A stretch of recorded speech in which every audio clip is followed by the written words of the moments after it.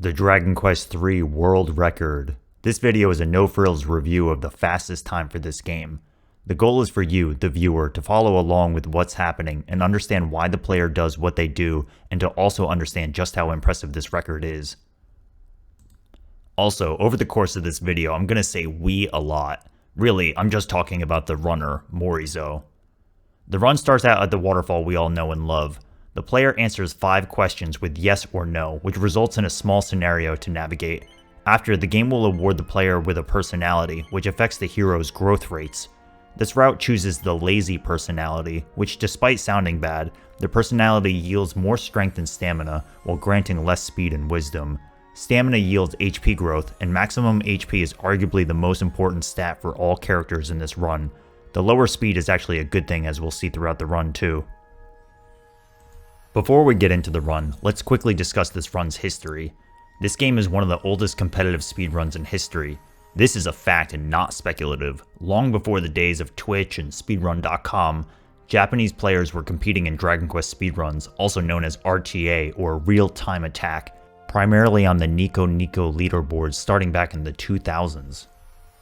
There are over 250 times that are under 4 hours on the Japanese leaderboard alone, in addition to many other casual times and all times outside of Japan. In 2016, Morizo defeated the previous record holder, Maru, and in 2017 this run was achieved. Despite many attempts to dethrone this time since, both by Morizo and others, no one has been able to. Alright, so the run starts out in the hero's hometown, Eliahan. Pick up the strength seed, head out to the castle. The starting segment is a little complicated, so let's start explaining it now. After talking with the king and grabbing the luck seed, the hero is going to recruit 3 allies. The warrior will serve as the tank, the thief will be a reliable high-speed item user and damage dealer, and the mage will use a range of spells.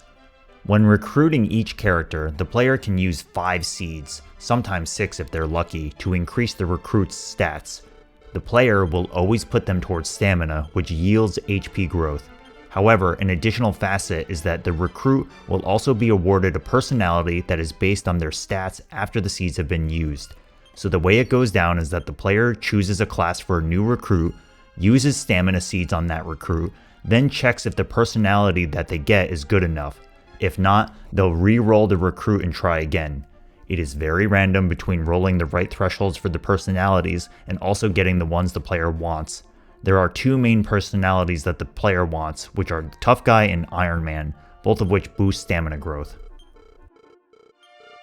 First up is actually creating the merchant character, who is used for story progression purposes only. Their stats don't matter, but the order of the character creation does matter right here. The idea is that the player creates characters in the reverse order that they are going to pick them up, for some menuing efficiency in a minute. Okay, so the mage is up first, out of the 3 characters we're going to actually create for our party. Stamina seeds roll, we get tough guy personality, we move on. The thief is next. We roll stamina seeds. Let's see what we get. This is not a good personality, so we will re-roll the character and try again.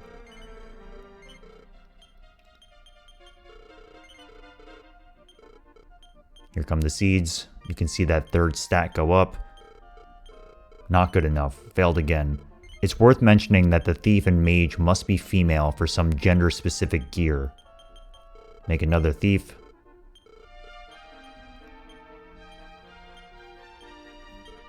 And finally, we get a thief with the tough guy personality, which, by the way, is the better of the outcomes for personalities. Finally, we make the warrior. Unlike the other 2 characters, Warrior 100% of the time must be the tough guy personality, since he is the tank of the run and he needs the most amount of stamina and HP. Warrior comes out with enough stamina and the right personality, so we move on. The player had to re-roll the thief twice, but otherwise that was pretty fast. You can see here that characters are being picked up in the reverse order from which they were made, for some menuing efficiency. The king gave the hero some starting gear, so the thief and warrior get some basic weapons and we head out. So generally over the course of this run, you need your characters to increase levels through random fights, right? This isn't like some other RPGs where you just get EXP through boss fights. you very much need to fight random encounters as you go along. But how fast your run is, especially in this game, with how random the encounters are and whether or not you can take stuff that's fast or slow, how fast you go is really dictated by the type of encounter you get and how quickly you can react to whatever's happening. So in this case, with the 3 ravens and 3 slime, the player's deciding, I don't want to take this because it's just too slow. Even if I could clear this fight, which they can, they decided not to. So actually, to start out the run, this is a pretty suboptimal encounter, plus the fact that they were not able to run away. So honestly, a little bit of a rough start, but they make it to Reeve. They come here to sell the strength seed and the luck seed that they got, and then they're going to buy a whole bunch of herbs. The idea is that you don't have a healer on your team, you need to survive for a while. They're going to take a bunch of encounters along the way, try to level up, and then make sure that they can heal. So 4 wings are bought for fast travel, and then the rest of the money is spent on herbs. Alright, so we're talking about trying to level up here. What happens at level 2 for all of the characters that are not the hero is particular with the way that stamina was rolled before. The general takeaway of what happens is that when the characters that go from level 1 to level 2 who already have a high stamina stat as a result of all the stamina seeds that we pumped before as part of the recruiting process, they get a giant boost to their level 2 HP because the game identifies that they have a high stamina, then it basically does some course correction to reward them with a large amount of HP. So as we see here, the player is taking the 4 times Anteater fight, which is a fairly safe fight and worth doing. At this point, they're saying, hey, I need to get some levels. I really want to get that large HP boost at level 2. Let me fight this encounter. So that's what they do. So this is going to give enough EXP for the warrior to reach level 2. Let's see how much HP they get. Level 2, 27 HP, which is a lot. These characters are not going to routinely get plus 27 HP. That was just part of the course correction. But that's a huge amount of HP at this point in the game. So it's very, very beneficial for the player to get to level 2 with the warrior, the thief, and the mage. The hero is not applicable here because we did not get the ability to pump stamina seeds with the hero, right? That was only for the recruited characters. So we're in Najimi Tower. The general game plan of the route is to head to the top of Najimi Tower to get the thief's key, to eventually get the magic ball so that you can head out of the continent. The player took this encounter, got 22 HP on the thief, got plus 31 HP on the mage. So now they reorder their party and put the 3 characters that are not the hero at the start of the party so they can tank hits better, and the hero is now in the back. In this game, enemies typically will target whoever is at the front of your party with a higher percentage chance than the back of your party. So right now, the warrior for incoming attacks typically takes 40% of all physical attacks, the thief takes 30, mage 20, hero 10. This is very, very important for the implications of the entirety of the speedrun. So, made it to the top of the tower, thief's key. We saw how many encounters? 3, which is actually very low. The very first encounter of the run was a little bit suboptimal, but the other 2 that they got were really, really good, really fast. They were able to get to level 2 with all of the non-hero characters. They got the thief's key and they're moving on. We come back to Reeves so that we can get the magic ball. Now that we have the thief's key, we can come into this house. We pick up a wisdom seed that we're going to sell in a little bit. The old man upstairs gives you the magic ball, and then the player can head towards the Cave of Temptation to leave the continent. So at this point in the run, if you've gotten to level 2 with your non-hero characters, typically you're not going to fight many encounters before you get the magic key, which is a major checkpoint coming up soon. So a lot of these fights the player is going to run from. Some of them, depending on how much MP the mage still has left over, and generally how much HP the character's gained, will dictate whether or not the player is going to push for level 3 on some characters. These characters' HP levels are looking pretty good, so we'll see whether or not the player is going to take fights. Also, as you notice, the encounter rate is fairly high around here. That was a very, very bad fight, but luckily they were able to run away first try. Let's see what this fight is. Yeah, so the player decides to take this fight. This fight doesn't have that many enemies in it. The Babbles in particular can poison you, so if you have an opportunity to try to defeat them, you should.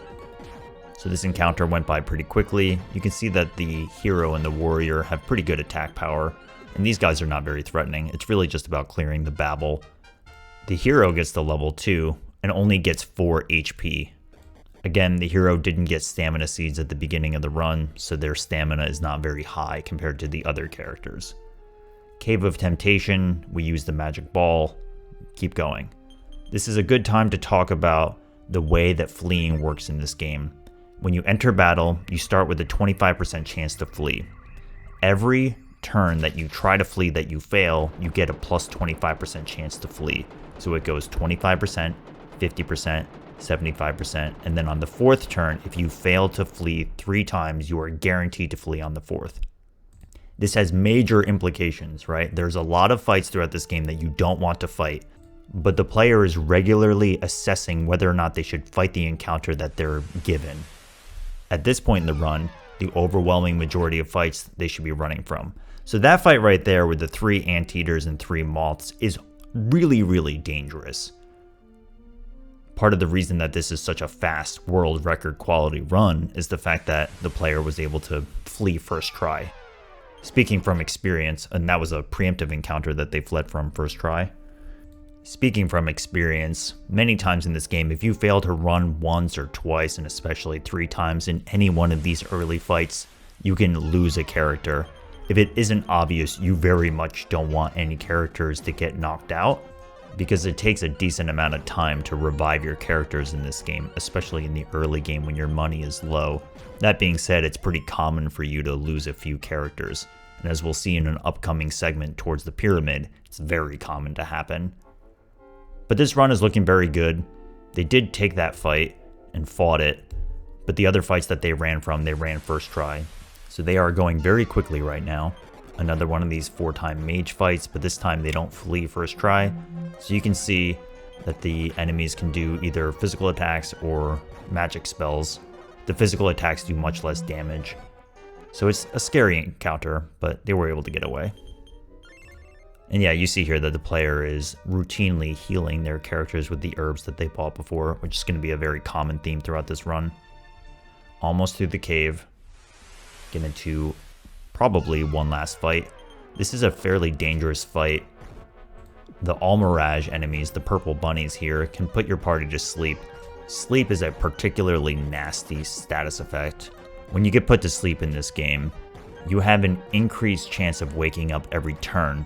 But unlike other Dragon Quest games, when you are physically hit, it does not alter your chance to wake up, so you could just get very unlucky and not wake up for many turns. As we just saw there, the warrior actually did perish in that battle, which is fine. We're about to make it to Romilly, and we'll be able to revive soon. Despite losing a character in that area, that was still a relatively fast Cave of Temptation, so the player's doing pretty well. You have the option to revive a character right here, but in this case, the player is trying to get a world record, so they're not going to take the safety of reviving this character, and they're going to wait until they get to the next town. So they use the inn, which is important for setting the day-night cycle to be specific for an upcoming segment, and then they just move on. So this line right here, they actually got very lucky getting into an encounter on that tile, because now that they're in this area, which is a few steps before crossing that bridge, this is where the encounters in the game get extremely scary.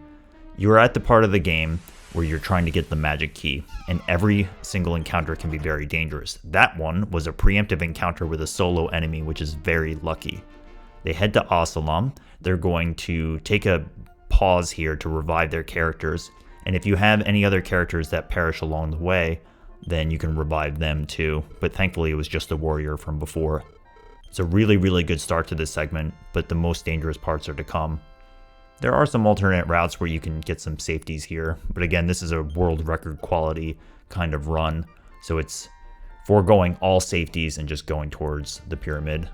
You are, if it's not already evidently clear, Massively underleveled and massively undergeared for this. You basically are scraping by running from encounters either first or second try, and if you don't, you probably take too much damage and lose a character. That was a second try flee, which is great because no characters were knocked out. The player can restore every character's HP and they move on. So yeah, it's just running from battles, healing up, and praying that nobody gets knocked out. These kind of fights don't have many enemies, but because they have weak breath attack, it can add up pretty quickly. But again, nobody got knocked out. Get out of battle, heal up, continue. Off to a good start. Anytime a character dies, your likelihood of making it through this entire segment starts to plummet. So we're getting into quite a few encounters here, but none of them have been particularly dangerous. These enemies, yes, can waste time by using increase, but they do have pretty high attack power. And as you can see, even with the large amount of HP that we had from before on our level 3 and level 2 characters, you can still easily take a lot of damage. Now, if you notice there, a character died, which is not great, but the rest of the damage was spread fairly evenly throughout every character, which is a major difference, right? If you had 2 characters get targeted down specifically, then they're going to get knocked out. But in that case, the damage was spread such that they could live, and then when you run from battle, you can heal them all up and try again. Now, we're in the pyramid. This is by far the most reset heavy part of doing speedrun attempts of this game. Especially for a world record quality video like this one, they're going to be doing as quickly as they can, get into every fight, just run away. There's never an instance for which you fight any of these encounters. Many runs die specifically on this floor right here because of the relative strength and danger of every one of these enemies. You have to run away within the first or second try in the overwhelming majority of times. There's a simple puzzle here that is the same every time. We saw the player get into one encounter and ran away first try, which is great. We can explain it a little bit more in detail later, but for now you should know that the player is reloading this screen to limit the number of encounters that they get into. So the player got into one fight, ran first try, and then got a 17-minute magic key, which is basically it's like an A to A plus standard. You know, S plus standard would be like a 16 or 15-minute magic key, but for all intents and purposes, for any run of this game, if you get a 17 magic key and you have some characters alive and it's looking good for leaving the pyramid, you're on fantastic pace, which is the case here. No encounters on the way up. We have one final floor here where we get the flashy clothes. As you saw, we skipped all of those other chests that we don't need, and then we leave the pyramid. We're not done yet. We still have to make it to Castletown Isis, which is where we're going next.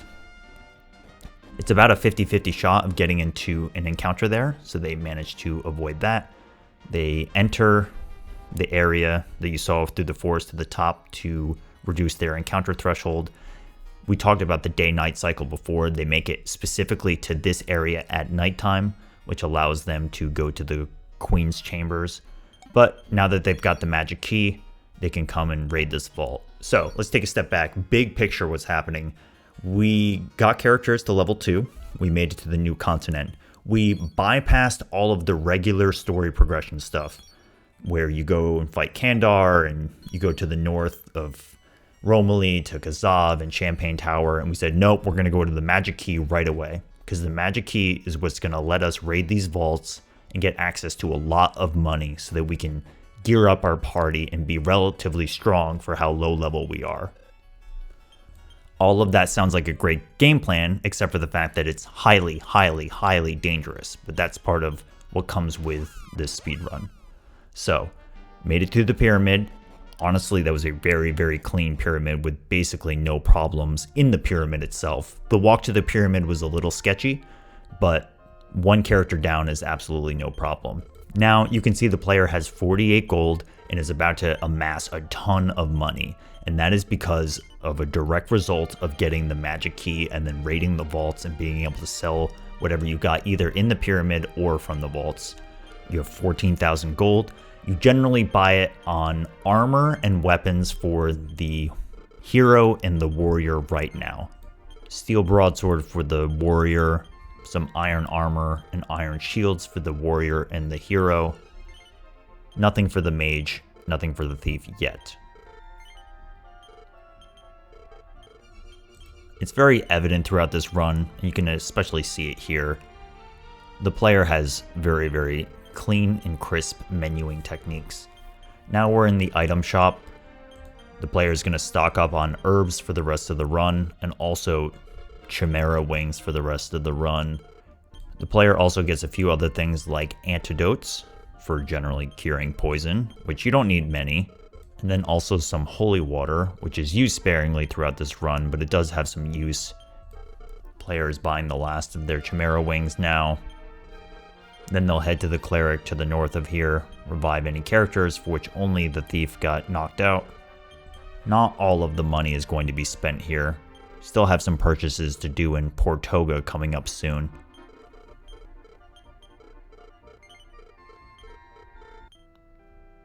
Okay, revive our one character. Then some players will go down the well here to get a courage times 100 book for the thief. But in this case, you saw the player just check their personality, which is in fact tough guy, and they don't need to change that for the thief, so they don't have to go down the well. Back into Castle Isis to get the most important accessory in this game, which is the Meteorite Armband. This doubles the character's agility that has it. Throughout the entirety of this run, the Meteorite Armband is going to be switched around different characters to give them different speeds.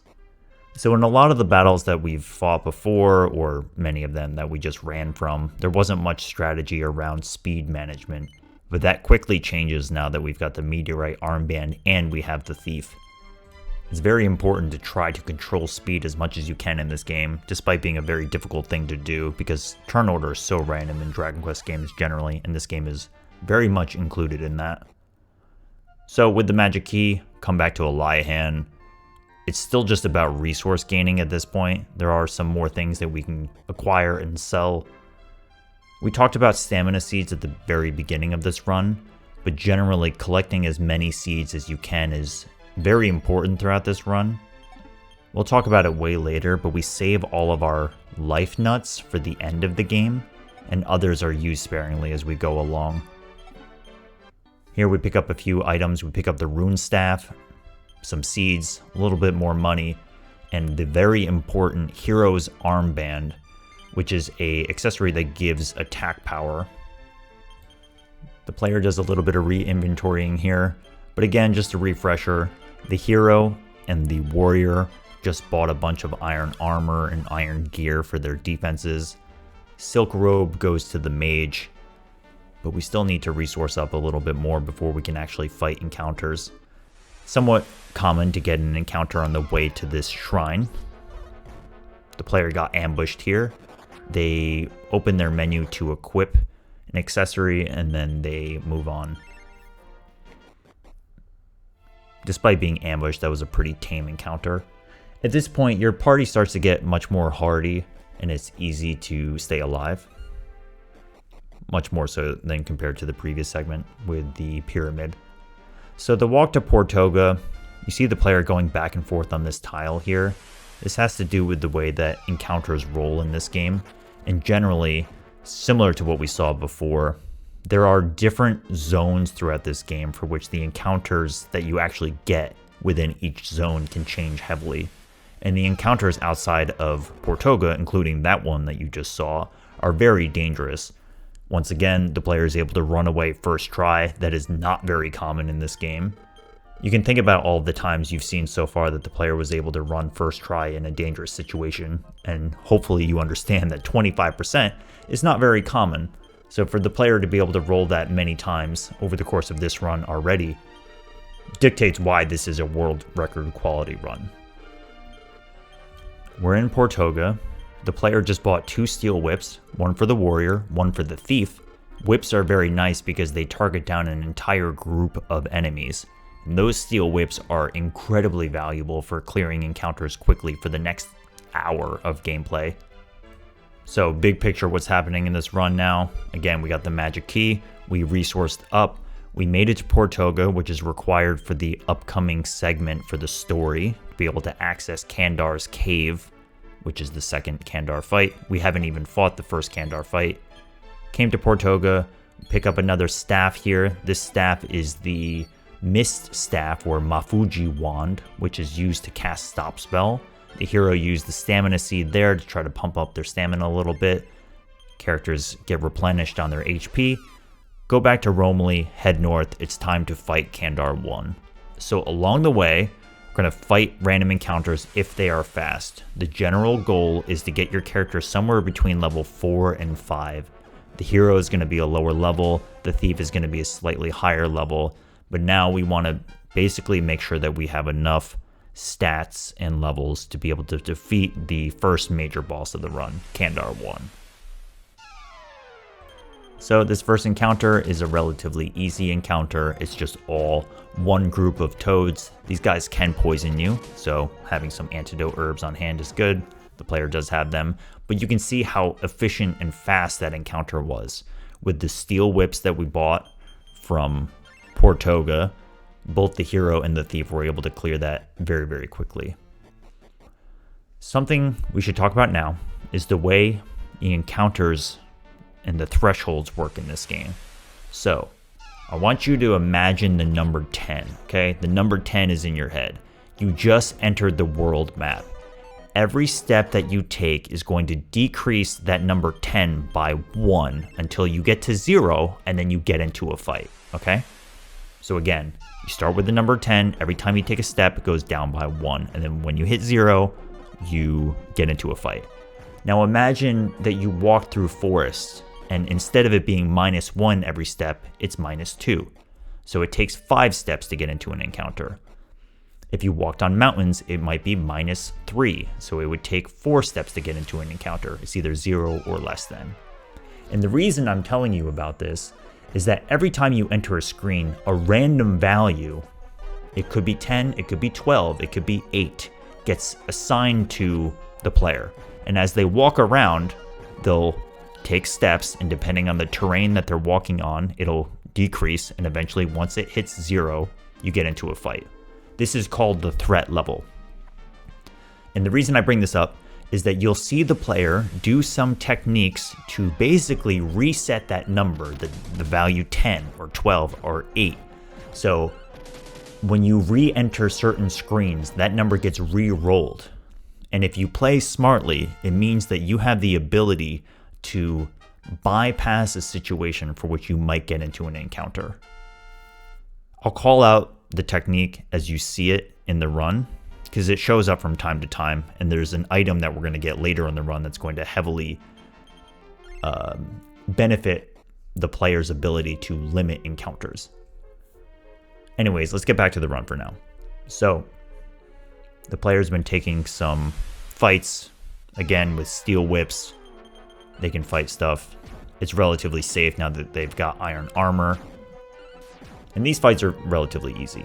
They've been taking quite a few fights. Sometimes you run from these fights if they are inefficient or just have low EXP, but it's looking very good. So the mage just turned level 4 there, but we did not learn the upper spell, so let's explain. At level 4, the mage has a 50% chance to learn upper.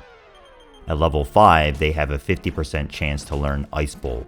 Both are very good spells for the upcoming fight, and you would generally want them, but the runner did not get upper. So what happens is that on the next level, it re-rolls that 50% chance to get upper. So if the player decides, I want to take a few more fights, try to push for level 5 on the mage, they're going to have 2 coin flips for getting the upper and Ice Bolt spells. Level 5 on the mage is typically what you shoot for. The standard range for the levels that you get here are Hero, who's the first slot, level 4, Warrior, level 5, Thief, level 6, Mage, level 5. Now again, this is a world record quality video, so there's a chance that they undershoot it a little bit to try to save some time. But it's looking like they're going to push for level 5 on the Mage, because especially both the upper and Ice Bolt spells are really, really good. This Champagne Tower has been pretty good. A lot of these fights have been pretty simple. There have been grouped enemies We just saw in that encounter there that there was a preemptive encounter, which just saves a little bit of time here and there. Generally, they've been fairly lucky on a lot of the encounters in this game so far. Here's another one. This is basically the last encounter before the boss, and it's going to be really nice on the timing because the mage is just going to hit level 5. Again, this is an encounter with just one big group of enemies. You've got your steel whips. That's done in one round very fast. Here we go, level 5 on the mage. The mage learned both upper and ice bolt, which is great.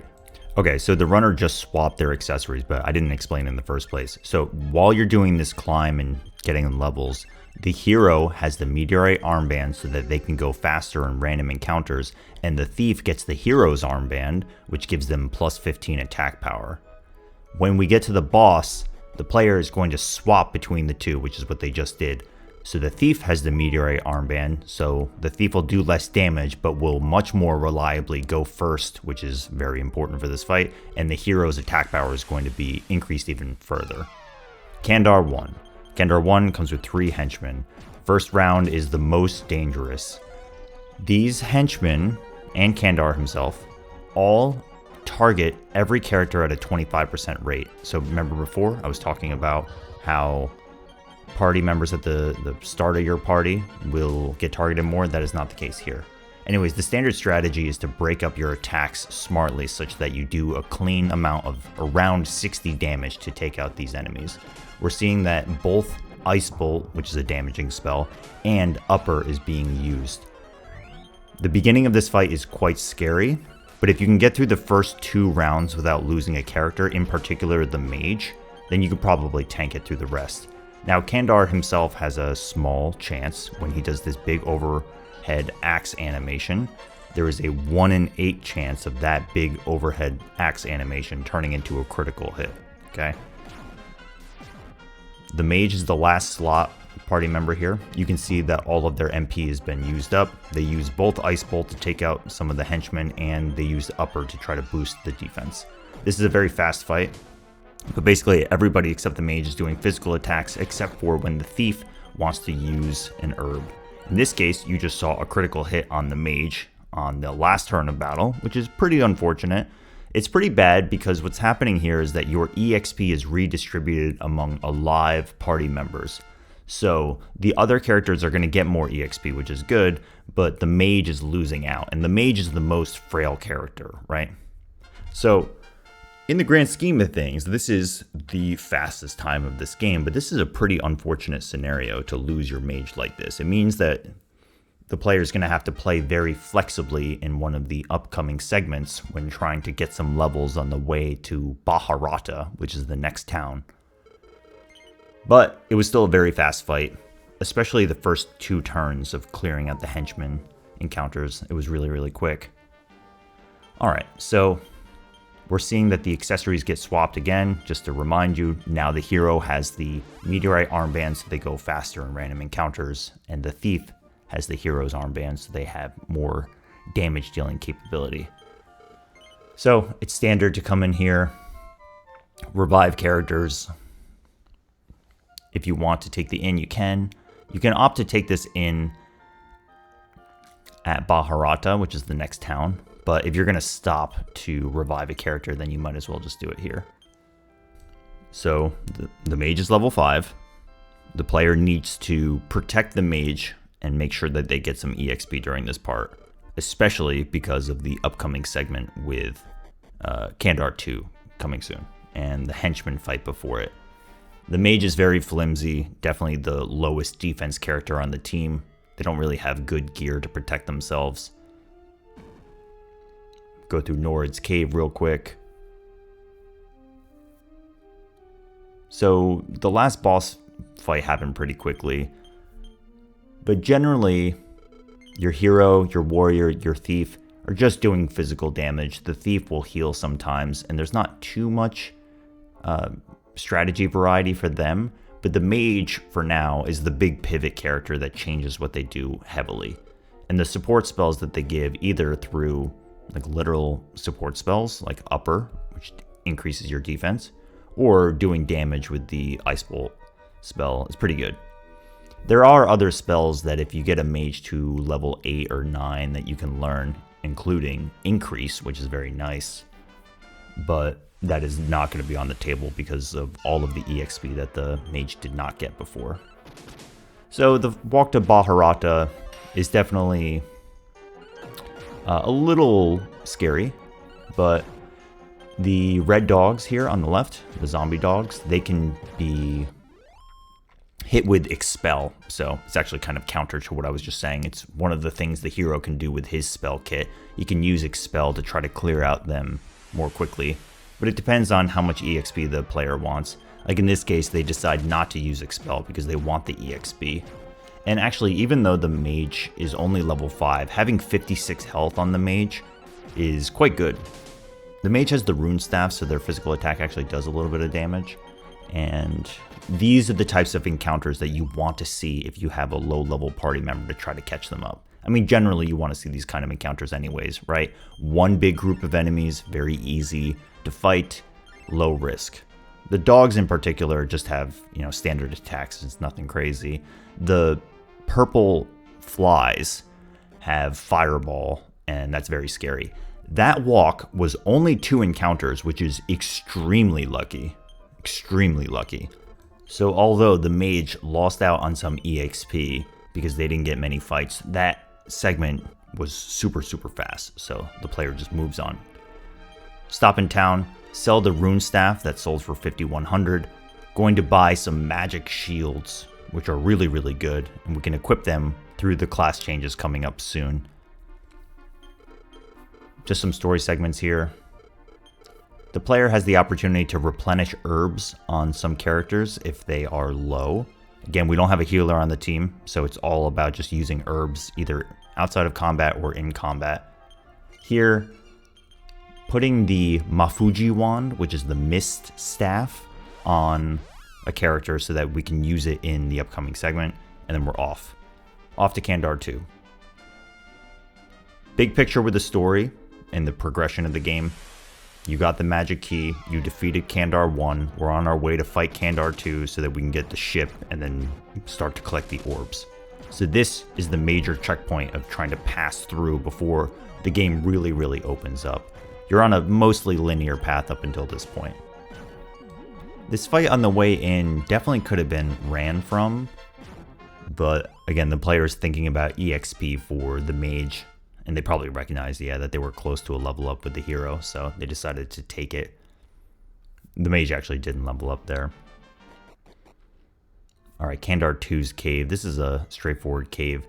There are some seeds at the bottom of this cave, but depending on how risky the player wants to be with, time investment, I think this run will probably skip it, but let's see.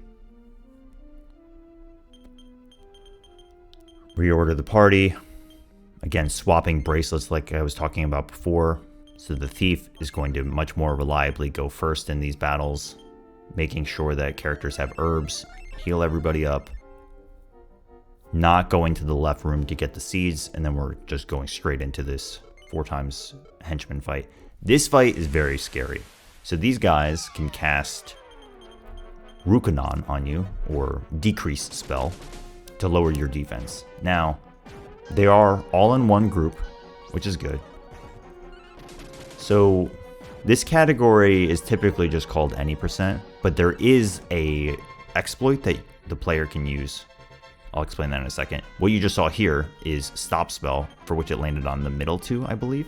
Yeah, and right here you see that the player is going into the equip menu and re-equipping. And the idea is that if you get your defense lowered, you can open the equip menu and equip something to reset your defense. So basically it's like a exploit to allow you to get by getting debuffed, which is very nice. It only works with raw stat changes, right? These henchmen have Behuimi, the heal more spell, which they do use if they get into critical, and they will heal their allies. But this fight worked out very nicely. They basically used Rukanon a lot, decrease spell, but it failed, and they were able to just power through. So yeah, they went for the stop spell strat because the mage did not have the fireball spell that they actually just learned after that fight, by the way. So if your mage doesn't have the ability to do damage, then they can at least try to stop spell the enemy.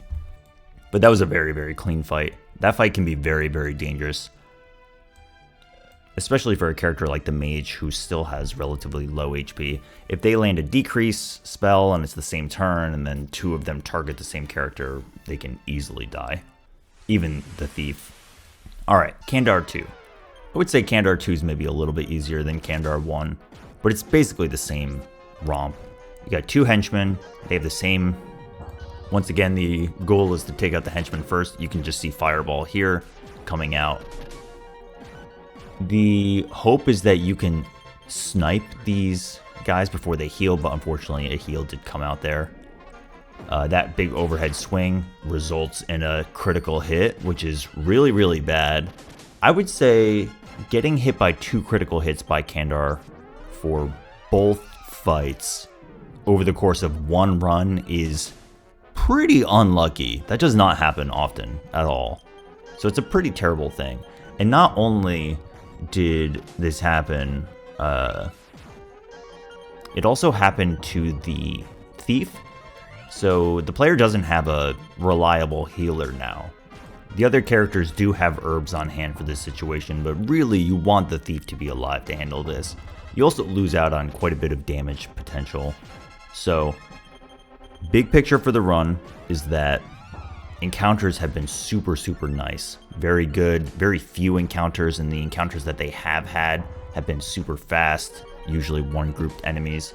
Both the Kandar 1 and Kandar 2 fights in this run have been, very well executed, but really unlucky with getting critically hit.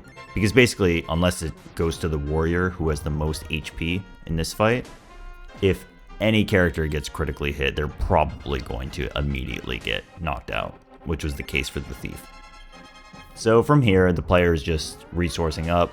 They did have everybody buffed on defense, so you can see that Kandar's damage potential is pretty low. So unless he critically hits again, the player is pretty safe and has just enough herbs to scrape by. Should be the end of the fight fairly soon. So, as we've been talking about, you have to level up your characters as you go along. You do get EXP from bosses, as you'll see here, but things are a little bit up and down, right, across each character. Only the warrior and the hero have survived both fights. The thief missing out on EXP here, and the mage missing out on EXP before kind of nets out. It doesn't really matter, because we're about to do a grind segment coming up soon, and everybody can kind of catch up, and it's not that big of a deal.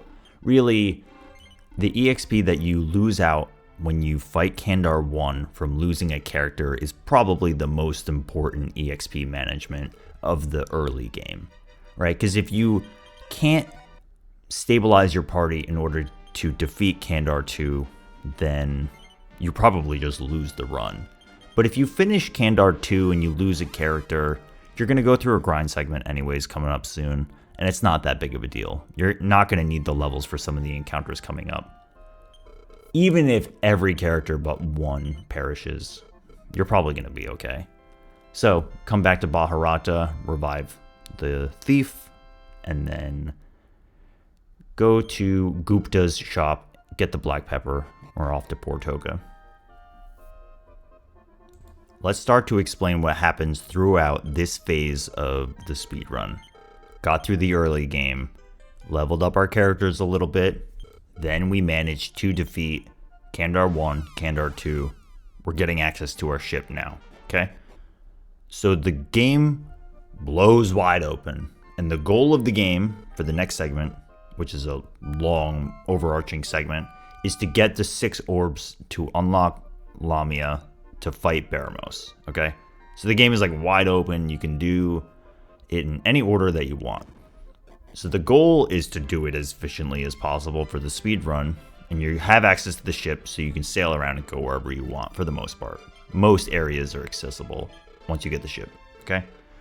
So the overarching plan here is to visit a bunch of locations, set up some warp points to travel around efficiently, and also get as much resource through fast money as quickly as possible so that the player can convert that into either gear or, in this case mostly, item resources to try to speed up the next segment of the game.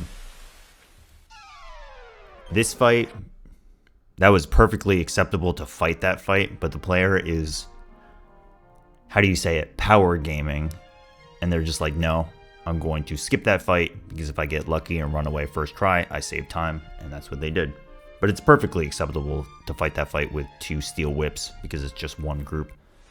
Okay, so we are heading to Sue. Also ran from that fight, which is scary because those guys can critically hit you. Not every enemy can, but they can. We're here in Sue. There was only 2 encounters to get here. Very good. This is the bolt staff, which is a very, very good item. Come to the shop. Going to buy a invisibility herb. And we're setting Sue as a warp point for now. So we're giving the bolt staff to the mage. Then we warp out. Go back to Portoga. Then we're going to head to Edinburgh to the north. Edinburgh is somewhere where we're going to get a whole bunch of resources. And we also need to get the thirsty pitcher here as well for getting the ultimate key. If you get into an encounter on this one tile before entering the castle, it is extremely dangerous at this level. And the player did not get into an encounter on the way in, so it meant that every sequential step that they took, there was a higher and higher likelihood that they were going to get into a fight. So thankfully they didn't, but that can be, in the worst case, it can be a run ender. Okay, so this room right here gets access to the slick suit and the party dress, both of which sell for a lot of money. But the party dress is actually pretty good equipment. So we come down here in Edinburgh, solve this puzzle real quick, get access to the thirsty pitcher. Those 2 items together sell for about 18,000, which is a lot of money. We only need to sell 1 for now. We can actually equip the other one for a while.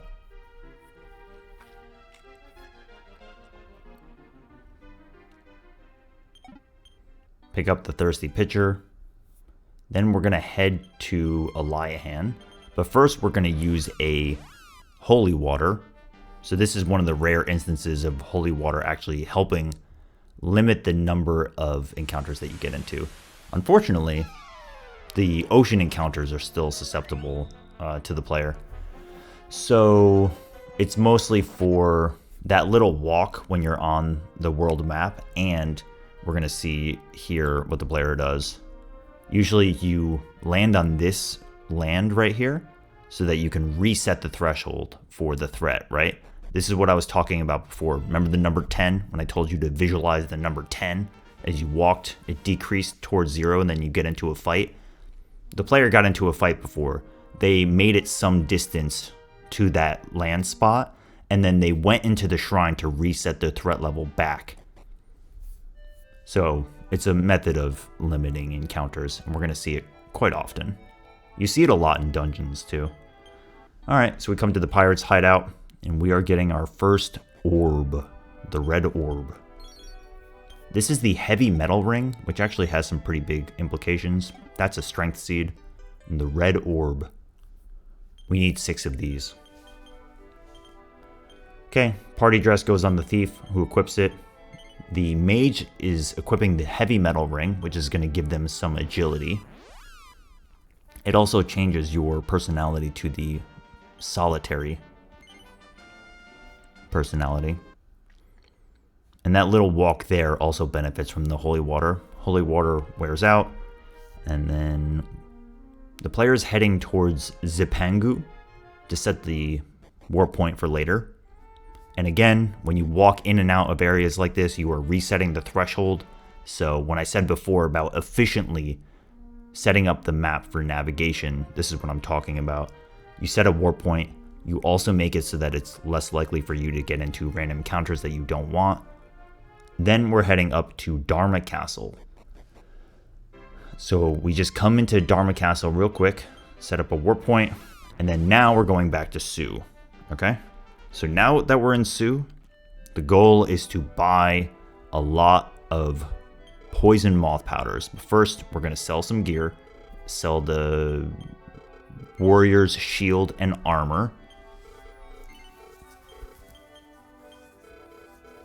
We're going to sell the slick suit for 9,900. Going to buy a poison needle for the thief, another poison needle for the mage. And then it's time to buy poison moth powders. Also stocking up on some herbs. You can see that the player pretty much used all their herbs before, so they decided to get a few more. They bought the silver beret for the mage. And then now we're buying 9 times 4 poison moth powders. Maybe a little bit less depending on how much money they have. Yeah, 8. We'll explain what's going on with the poison moth powder soon, because it's coming up next. So we set up the warp point for Dharma before, warped to Sue, bought some stuff, now warp back. Heading north. It's our friend Metal Slime. So things are happening real quick, and it's a little hard to follow what's going on. Poison moth powders are used to confuse enemies so that they can target their allies. We'll explain the intricacies as we go along, but there's just a lot happening, and the overall goal is to try to get other enemies to attack metal slimes. But for now, we're just trying to go into Garuna Tower, which is a place where 2 things are happening. 1, we want to power level our characters, and 2, we want to get the Book of Satori for the sage. Well, sorry, for the thief to turn into a sage.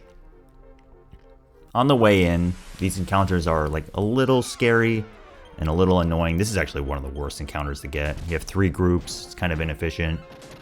The guys on the left can go twice, but thankfully both the hero and the thief were able to outspeed them, so they went quickly. So that actually saved quite a bit of time. This is what I'm talking about. When I'm talking about world record quality kind of fights, and it's all of these fights just tend to go pretty well. You get nice encounters. This one, it's actually pretty unlucky to get an encounter this early, back to back. But this is a pretty good encounter to get. We got one big group of enemies. You're also going to see that oh, no, actually not. I was going to say that the mage used the bolt staff to use free cast of Firebane, which is extremely good. Free Firebane spell is amazing. So we ascend the tower, and it's time to grind. This is, as you might imagine, with metal slimes, an incredibly random part of the run. It is very difficult to do this run consistently because of this segment. I mean, there's a lot of reasons, but especially this segment. So the player is going to grind. The goal of this grind is to get the thief to level 20. Here's a metal slime encounter, okay? So the player is either using single target attacks or landing poison moth powders. So poison moth powders will confuse the enemies, right? If there is one group of enemies, they will attack each other, not themselves, until there's only one left, and then they resume their normal routine, which for metal slime is to possibly run away. This metal slime was not confused, so every turn they have a chance of running away, but this seems to be going pretty well. And that was a very, very good start to the fight. Starting off this grind with just 5 metal slimes immediately is very nice, because some of the other encounters in this zone are pretty scary, and you are very low level when you first enter. You can survive, but it's tough, and some of the encounters are real bad. So just getting metal slimes right off the bat is really good. You notice that the warrior is dead, and that is by design. So not only did the player get 5 metal slimes right away, they were able to defeat their own warrior, which redistributes EXP to the other characters, which is by design. The warrior is not important for levels here. The most important characters are the thief and the mage. So the hero is going to stay alive for a while to make the fights go a little bit more efficiently. Again, we have 2 steel whips to try to clear out these kind of encounters. So even though we really only care about EXP on the thief and the mage right now, the hero is alive to make it more efficient. Unfortunately, the hero just got paralyzed here in this fight. If every character gets paralyzed on your team who's alive, you instantly wipe out, which is really bad. But that's pretty rare. That does not happen often. Alright, so they are, you see them go up to a flight of stairs like this and then grind right next to it. That's to save encounter steps. Alright, so this is like a big fight, and this is one where the player has to get really, really used to how to clear these kind of encounters efficiently. So they landed a poison moth powder on the poison moths, and then they will attack their allied groups, okay? So you're looking at poison moth on the left, metal slime on the right. If you land a poison moth powder on a moth, it's going to attack the other group, which is a metal slime group, okay? And as you saw, it did 6 damage. Metal slimes have between 3 and 4 health. So generally, that's the strategy. You want to land a poison moth powder on an enemy that is in another group next to a metal slime so that those enemies, the moths, will attack the metal slimes. They use a different damage formula than what the players get. So it basically means that they can do 6 damage or 4 damage or whatever. The moths are the best enemies to use poison moths on if there's a metal slime group next to them. We have another encounter here, which is just metal slime.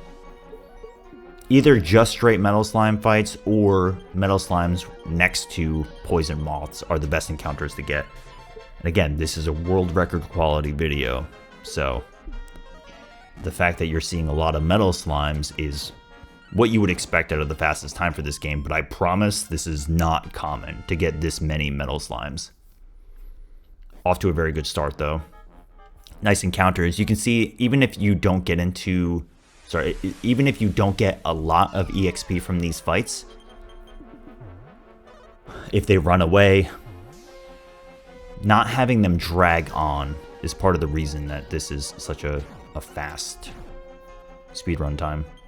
So they actually did use a poison moth powder. Some players will opt not to in that situation and just try to defeat the metal slime, but they're feeling pretty good about it. They want to get the metal slime kill. They use their resource. Again, the player bought a whole bunch of poison moth powders from the shop, so they only have so much resource to use, so they have to think about where to throw their moth powders. This is kind of ridiculous, the number of metal slimes that they've encountered over the course of like 7 fights. So they're cruising, they're doing super good, they're getting metal slime kills. Like in that case, that slime didn't waste any time, right? He was just out. You got the EXP for the one, on to the next one. Boom.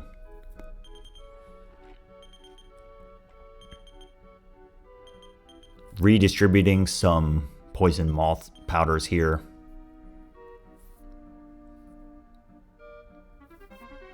And the player is identifying that their grind is going quite well, so they're going to the right side here. It doesn't really matter until you need to leave this screen, but another safe fight. Once you get to this amount of levels, you don't really have to worry about getting knocked out. Only in very rare situations will you get knocked out. I didn't cover this before, but both the hero and the thief are switching between weapons, primarily the thief. The thief is probably the most important one because the thief is either equipping steel whips. Oh, it's Shenron and the boys. I'll explain that in a second. We have to focus on Shenron and the boys. So this is the first time that Shenron on the left, the Sky Dragon, showed up. He is one of the, I think there's 4 enemies in the game that are 100% susceptible to expel. So now that only metal slimes are here, land a few moth powders, they'll target themselves. Again, the AI is a little bit different if they are the only group of enemies left that are confused. They will attack within their own group until only one is left, and then they'll resume their regular AI, which means that they can flee. But in other words, it means that if a metal slime is confused and it's next to other metal slimes, it will never run away, which you can imagine is really good. Not only is he damaging other metal slimes in his group, but he's also not running away. Solo Sky Dragon fight's nice because you can just expel. This is the other fight that I was talking about. Also, I just want to, reiterate and make it very well known that the sheer number of metal slime fights that this runner has seen in this run is out of control, right? If there's one single thing that is going to set apart this run from many others, at least in the first half of the game, it's this. This grind is going incredibly good. And the player knows it, and they're capitalizing, and just to see this number of metal slimes is fantastic. You saw there a clean 4 damage from the moths. Now the player can equip their whip and clear out the rest of these moths. The thief actually got paralyzed there too. So if you get both your thief and your hero paralyzed, it definitely gets scary quick. You can use the bolt staff on these guys, but it's not 100% susceptible. They are not 100% susceptible to Firebane, but that worked out pretty well. So we still have a ways to go, but this grind is going super, super well. To be at these levels at a little over an hour, they are cooking, and the metal slimes just don't stop showing up. So you saw before, yeah, this is actually probably the worst outcome out of all the fights so far. Something I was trying to describe before is the fact that the thief is equipping either the steel whip to clear encounters, or they are equipping the poison needle to try to damage the metal slimes for 1 damage. Poison needles have a 1 in 16 chance of landing a instant kill. So this fight, and we saw this kind of fight before, this is probably one of the more complex fights to learn, because the player is going to change strategy for this sort of fight based on how high of a level they are.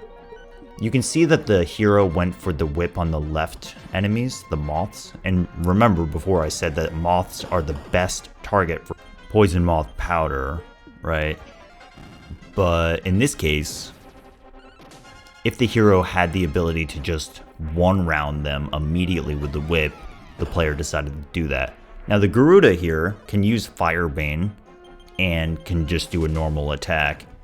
And they are susceptible to the poison moth powder as well, but because they can cast Firebane, they are slightly less efficient, because they can try to, if they get confused, they can try to use Firebane on the metal slimes, and it's just a waste of time basically. But it's still acceptable to, use a poison moth powder on the Garudas. It's just not as good. But again, like, all of this gets into clearing these encounters as quickly as possible while trying to maximize the number of metal slimes that you get. This is a great example. You absolutely are going to use a poison moth powder on a metal slime so he doesn't run away in the right group, and then possibly use one on the left group. In this case, the player, you saw that the poison moth powder landed both on the same metal slime, which is unfortunate. Here, there's a poison moth powder on the other group, so that rightmost Garuda can attack the other group, which is the metal slime. And that's a physical attack right there. 1 damage is low, but that was enough. But it could have been Firebane, so the player just got hit by Firebane. And that right there, using the Gira spell, is the player kind of showing their prowess in this game. That was very impressive, right? Not many players know to do that, but that was choosing a spell specifically that had a faster animation time to speed up the fight. They could have just used the free cast of Firebane, but Firebane has a greater animation time, so they smartly used the Fireball spell. So at this point, the hero, you can see their HP is getting a little bit lower. the player is deciding to possibly have them get knocked out. It really depends on the feel of how they're doing in the run. Again, just another really good Metal Slime fight to see. Metal Slimes, again, have between 3 and 4 health. In cases like this, the player is deciding basically how many moth powders to throw. It's usually sweet spots around like 2 or 3 in this kind of encounter. You can see that the hero is trying to get knocked out here. The player intentionally attacked themselves, so the hero, just like I was saying, is now getting knocked out. More EXP is getting distributed to the thief and the mage now. So again, the goal of this grind is to get to level 20. Let's see how close they get. That's it, level 20. That was a ton of EXP. 8,000 EXP in one encounter is enormous. So the player just got to level 20, just knocked out the hero, and they're now getting the Book of Satori. So the thief now has the Shinobi Feat ability, which is a 0 MP skill used on the world map to heavily decrease the threat level. I'll explain a little bit more, but it is very, very important. It's part of the reason that the thief class is chosen in the first place. Anyways, come back to Dharma Castle. Now it's time to change jobs. With the Book of Satori, the thief is going to turn into a sage.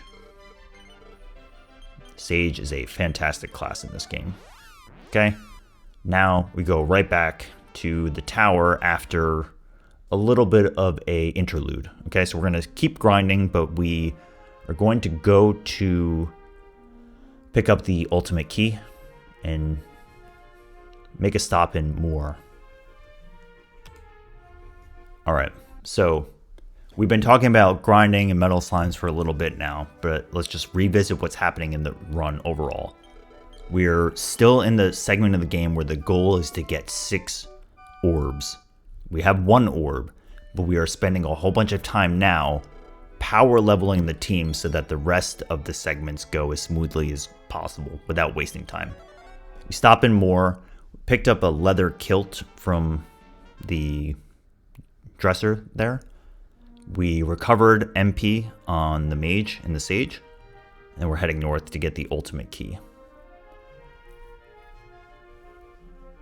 Depending on how many moth powders were used in the first part of the grind, the player may need to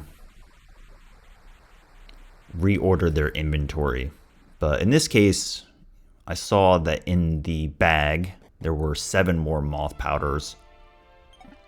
So the player should be in pretty good shape. So pick up the ultimate key, do a little bit of inventorying here. Putting the meteorite armband on the mage this time. Heavy metal ring goes on the thief for some agility.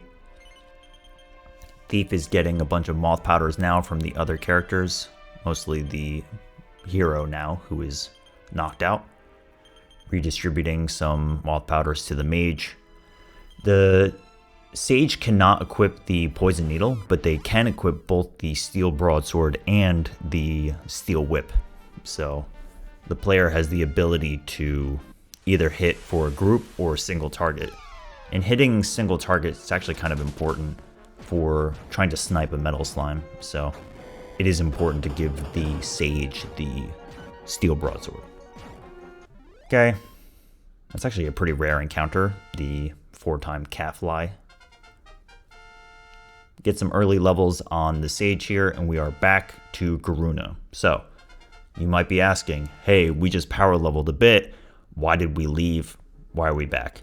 So the number one reason that we left is that we needed to turn the thief into a sage, and then we come back and grind a bunch to get the sage up and running. However, the number one reason we're back is to get the mage to level 21 so that the mage can learn by kill. This is a pivotal point in the run. So, remember before how I said that upper is a 50% learn rate at level 4 for the mage, and Ice Bolt is 50% at level 5? So too is Buy Kill. So Buy Kill is a double attack power spell in battle. It is extremely good. It is probably the single most important spell in the speedrun. And unfortunately, it is a 50% learn rate at level 21. It's really, really tragic that they decided to make this one a 50% learn rate, because it is incredibly important to learn this. And if you don't learn it at level 21, meaning that you failed the coin flip, you basically lose a ton of time immediately. Some runners will get to almost level 21 and then leave and save the game and then get to level 21. And then if they fail, they can reload their save. But not this one. This is a world record quality, baby. We just gotta go. You gamble it all. So we're back in Baramos Tower. Our first fight is not a metal slime fight, but you can see the sage is picking up on levels pretty quickly. And they both have about 5 moth powders on hand. So the goal is to get into some metal slime fights, and to get to level 21 from here is not too bad. The mage right now is at fairly high level 19, so it's a handful of metal slimes to get there. The spell that the mage is using now, Marami, which is Blazemore, is very, very good for single targeting Garudas to take them out immediately. So you can see that's what they're doing, right? It's a guaranteed knockout. That's great. That was a poison moth powder. Landed on the poison moth to take out their ally.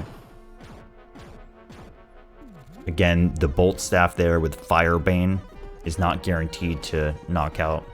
Sorry, it's not guaranteed to land on the poison moths, but it did. And then, yeah, that was a good fight. Despite being one of these more chaotic, difficult fights, that was very clean. Blazemore is such an incredibly good ability.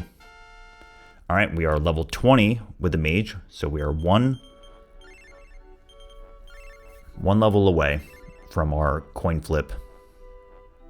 You can probably guess whether or not they get the coin flip based on this being the record, but I can tell you, both from watching and playing myself, many runs, roughly 50%, you know, that's just kind of how the math works, do not make it past this point. On top of all the other difficult parts, especially the magic key grind at the beginning of the game, trying to just walk through the pyramid. So this fight is not going to get them to level 21, but the player has a handful of poison moth powders. They are trying to play as aggressively as possible because they're trying to get the record, right? Another player might back off in that situation and say, hey, I only have a few poison moth powders left. Let's hang on to them. But this player's like, nope, spend the cash. I have the ability to get through this encounter quickly. I'm going to throw my poison moth powders. Something I haven't talked about is that when you throw a poison moth powder on a metal slime, it only activates 70% of the time. So the other 30% of the time, you basically just completely wasted your resource. But on the moths, it's 100% rate. But you do want to land moth powders on metal slimes, because if you do land it on them, and they are not the only enemy left, they're never going to run away, aka it's a guaranteed kill. Alright, so we are scraping by, barely getting there. Another goal of this grind is to get to level 14 on the Sage, and it doesn't have to happen here, but it does need to happen at some point, because level 14 is when you learn the Heal More spell. Alright, so this encounter has the potential to end the grind.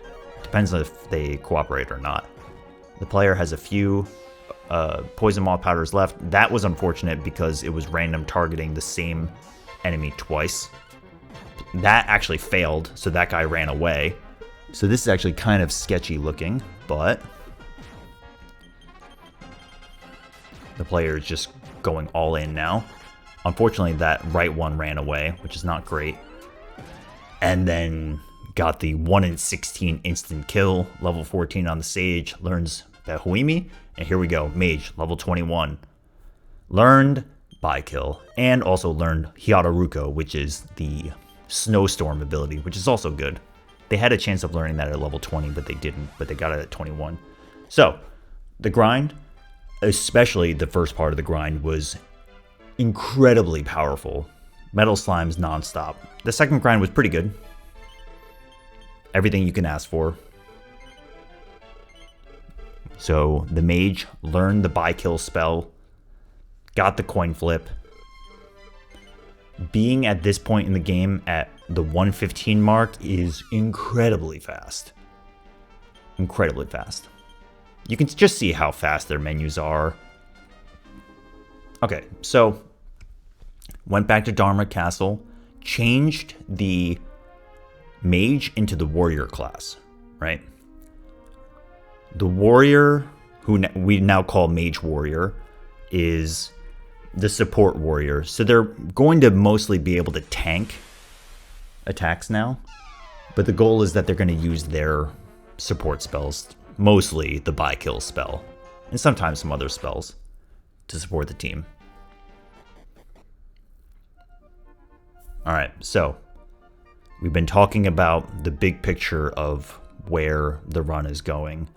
We did our grind. We don't have to grind levels basically until we get to the Dark World, and even then, it's only a few levels that we might want.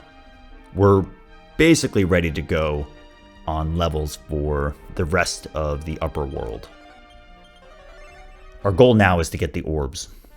So, we're going to Lancel, which is where we are right now, to Gaia's Navel to get the blue orb. The Sage goes alone here. The reason the Sage is chosen is because they have access to the Tiptoe ability. Again, this was the Thief who is now the Sage, and now they can use Tiptoe.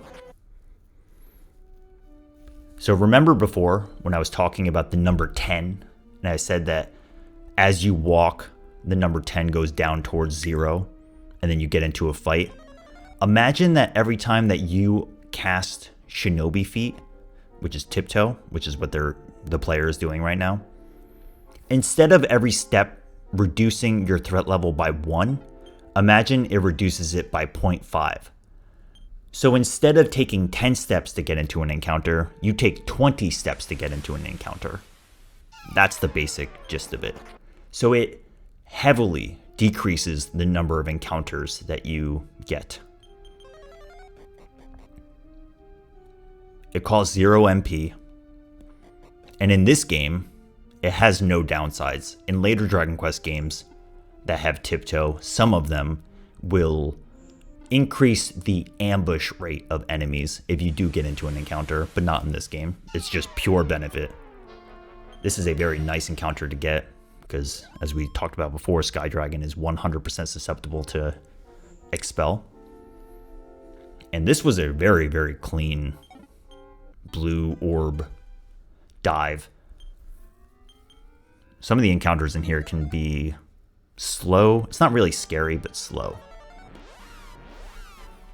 Alright, we are off to Portoga and on our way to get the green orb.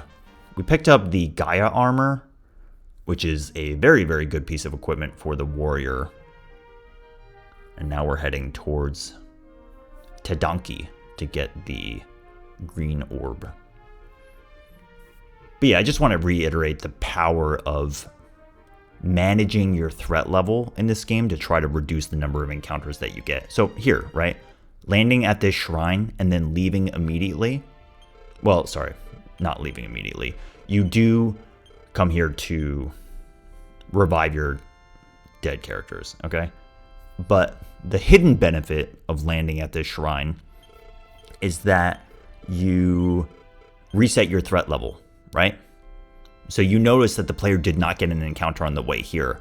And then when they go back on the world map, that threat level is reset all the way back to another starting random value. Shinobi Feet right there. Then we're off. Ocean encounters in this game have a tendency of really being slow. So anytime that you can get through segments without getting any of them is really good. So yeah, no encounters, very good. Everything here is well timed so that you get here at nighttime, which is required in order for this NPC to give you the green orb. So we get the green orb, but we have a few more things to do in Donkey. So we head towards the inn, going to make it daytime. This is mostly to restore any HP and MP deficit, and also we come up here and we get a very, very important item. Not this. That's the black hood that we can sell, but this right here is very important. So we sort all items to the bag, clear out our inventory, and then we just picked up the Lamp of Darkness. This is very important, and this goes on the Sage. The Lamp of Darkness is purely optional, but it is incredibly helpful for the speedrun. And the idea is that you can set any time that it's daytime, you can turn it into nighttime. Now there is a spell that the mage eventually learns for this, but I'll talk about why it's so important when we use the Lamp of Darkness, which will be coming up soon. So we head to this warp point and we are off to Samanosa area. These encounters definitely can be pretty scary, but the goal here is just to get to the next town. Usually around here, you'll get a fight, so the player used the Lamp of Darkness, even though it was about to turn into nighttime. Why? Remember the threat level stuff I've been talking about? The number 10 keeps coming back. When you use the Lamp of Darkness, your threat level gets reset. So this fight can do a decent amount of damage, but thankfully these guys are very susceptible to the sleep spell, so we start to actually use it here.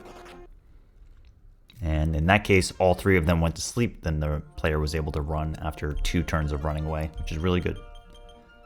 Okay, made it to Samanosa very, very painlessly. Putting a bunch of herbs on the Mage Warrior. Then we warp back to Samanosa. You notice it is now daytime, even though it was just nighttime. Anytime that you use a wing in this game, or warp in general, it will turn it back into daytime. Then we're using the Lamp of Darkness again to try to reduce the number of encounters. So all of these encounter spots are basically predetermined for where the player is going to use the Lamp of Darkness optimally. And this is a result of routing and finding like the optimal place to use it. However, if you happen to roll a very early encounter, the game plan gets altered and you have to play flexibly. But in this case, everything's been going as expected so far. Went to Raw Mirror Cave, got the Raw Mirror. No encounters in there is very nice. It's not super common to get into an encounter on the first floor, but sometimes it happens, and sometimes they can waste a whole bunch of time. But that was very clean. Come to the shop, sell the bolt staff. It was great while we used it. We sell the magic shield there because we're about to buy dragon shields. And then finally we sell this party dress for a lot of money. Silk robe. Steel whip, which we don't need. Sometimes you can keep that. And then the black hood. And the target number here is 20,300. So that black hood that we just picked up into Donkey was able to get us over the threshold. So very nice. We picked up a dragon killer for the warrior. And then 3 dragon shields go on the non-sage characters. The sage still has the magic shield that we got back in Baharata. And they'll keep that on for the rest of the run. So, Lamp of Darkness actually gets story use here to make it nighttime, which is nice. And then we head towards the castle, and we're on our way to fight Boss Troll. So a lot of things are going to happen in Boss Troll, so let's start explaining. The goal is to beef up the defense of your characters and hope that he doesn't land a critical hit early on. Then, once your defense is high enough, the player casts By Kill on the boss, which sounds like a terrible idea, but the reasoning behind it is that when an enemy and an ally as well, is inflicted with by-kill, meaning that they have double attack power. They no longer can land critical hits. So let's see how this goes. Start off the first turn using increase spell with both the mage and the sage. Beef up your defense. Try to land stop spell. It did not work. The warrior is using the Mafuji wand, or the mist staff from before, to try to land stop spell. Actually failed twice, which is not very common, so still going for it.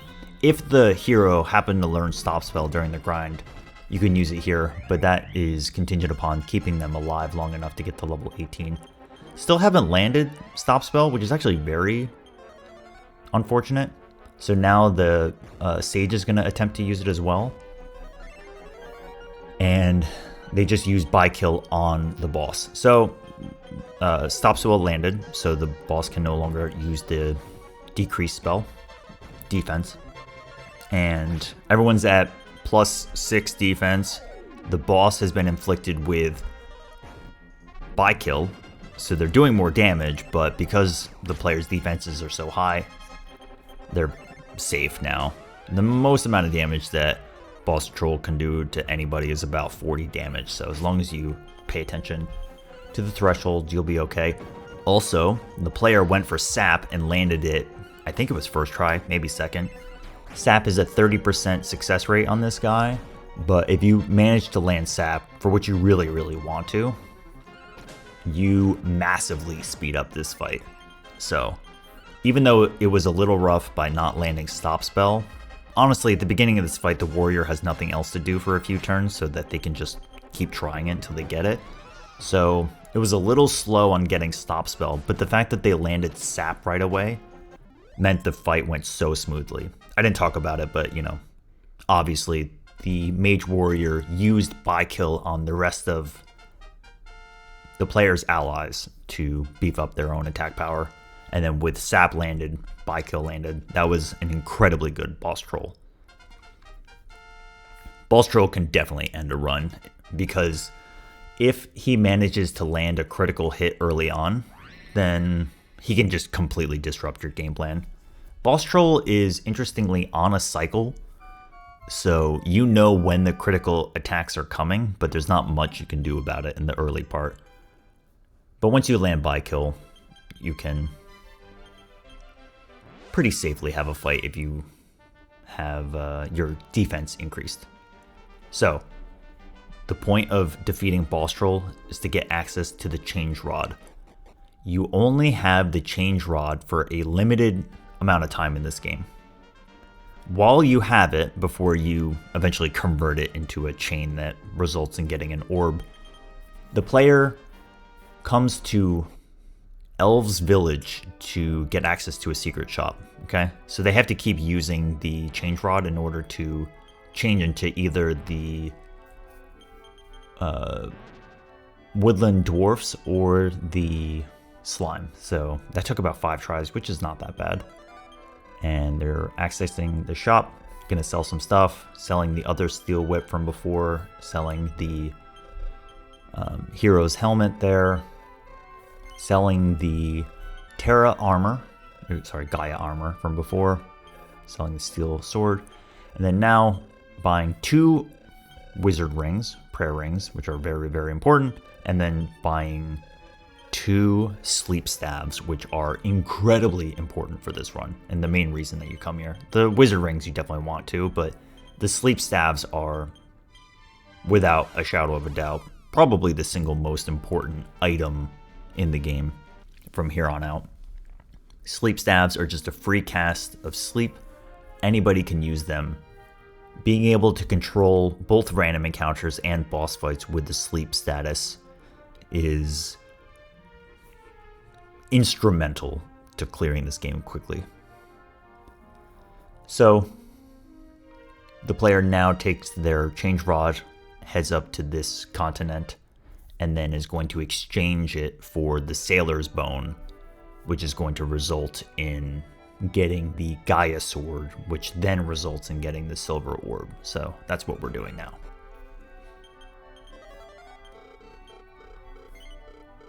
Alright, so this guy gives you the sailor's bone. And yeah, it's a little unfortunate that you can only access that shop for a limited time.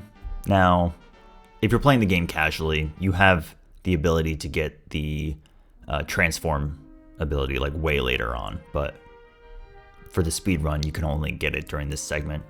And it would be nice to come back here with more money so that you can more safely buy prayer rings, but that is not the case. Okay, so the Sailor's Bone will let you get the lovely memories from the ghost ship. Sometimes you get into an encounter down here. Also, that ghost ship spawn was very, very low. It doesn't really matter, it just wastes a little bit of time, but it can spawn high. So if there's one thing that was suboptimal in this run, it's the ghost ship, but everything else has been incredibly good. So here, the player is using shinobi feet, even on the world map, to reduce the number of encounters. Right about here, they're going to use the Lamp of Darkness to reset the threshold.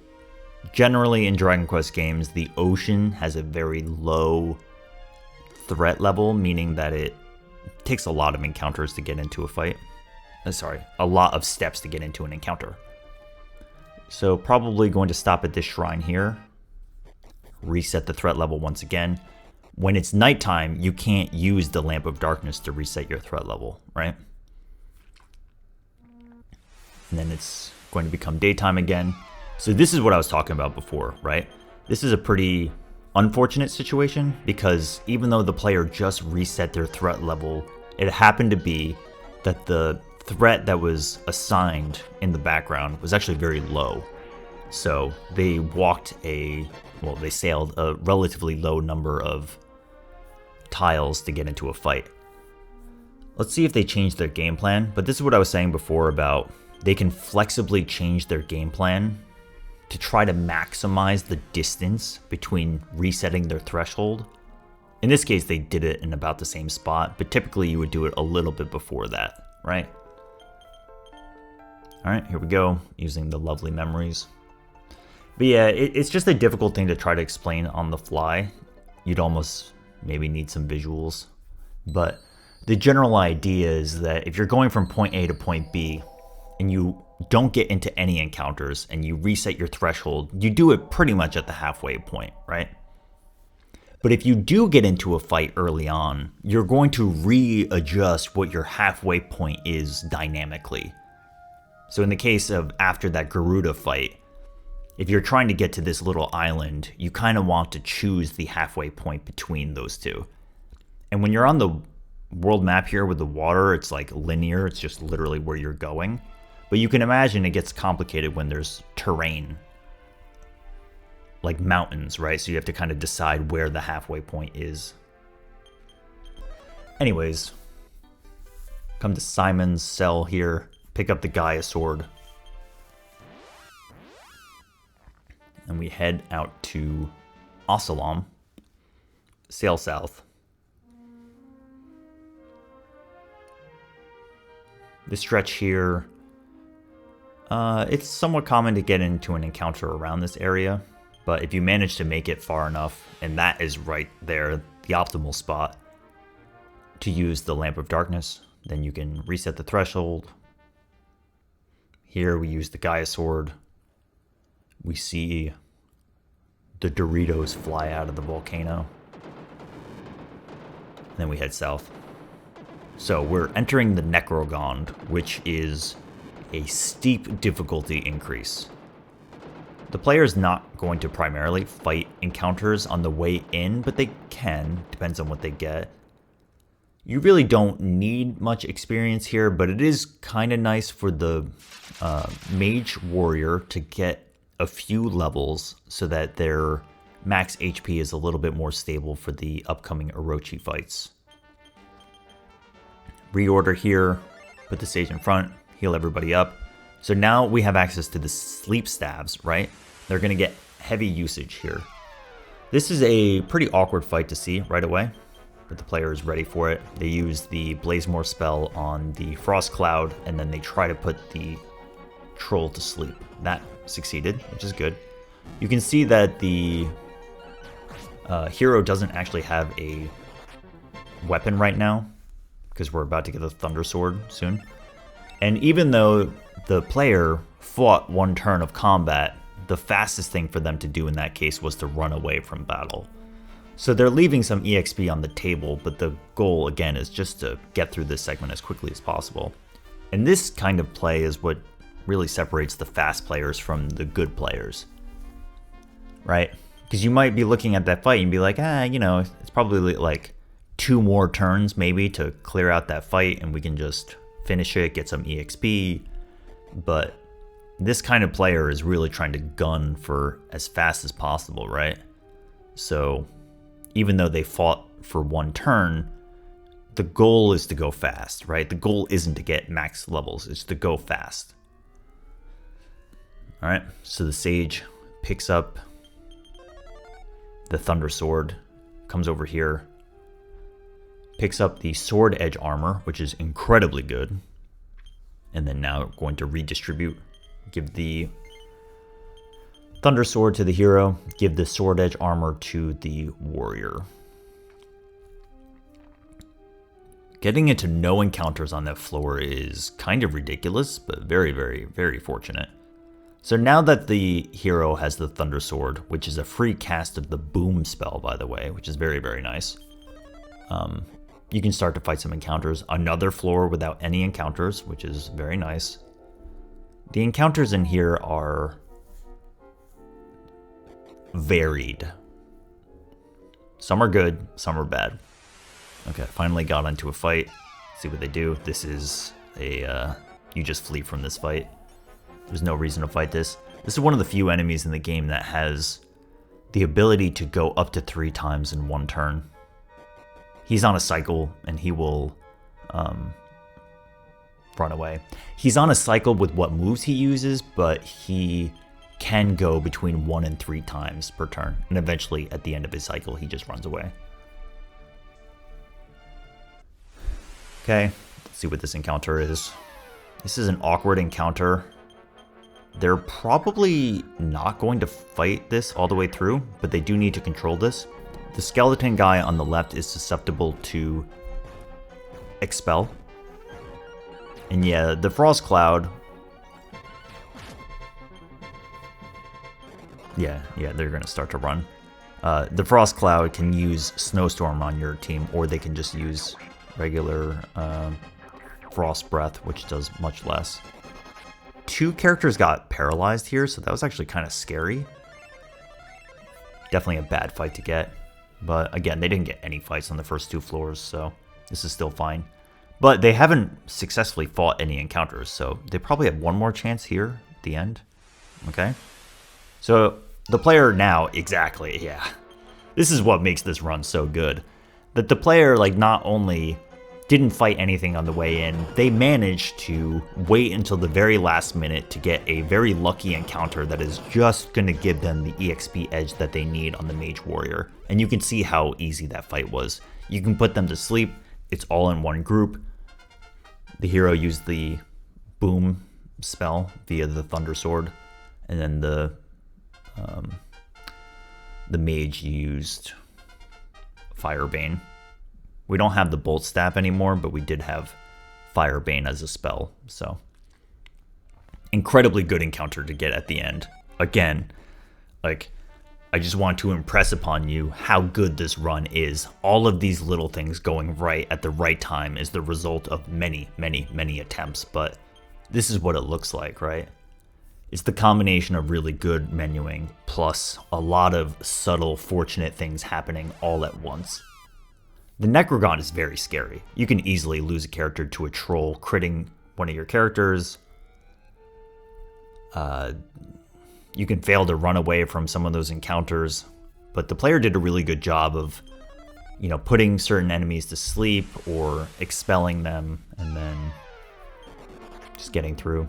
Okay, so we're on our way to fight Orochi. I didn't say it before, but we picked up the Silver Orb as a result of the Necrogon, right? So we're at 3 orbs now. We have red, green, and silver. Orochi here guards the purple orb. And we have 2 boss fights back to back.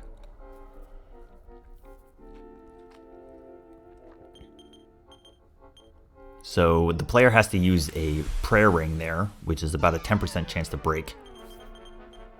Orochi 1 is the easier of the two. The goal here is to land Manusa, or surround, to decrease his accuracy. And then Orochi 1 is susceptible to sleep. So you can see that the characters are using sleep staffs to try to put him to sleep. And then it's the standard strategy. You buff up your characters with buy kill, you land sap on him, and then you just start doing damage. The hero has the Thunder Sword. The warrior has the Zombie Killer.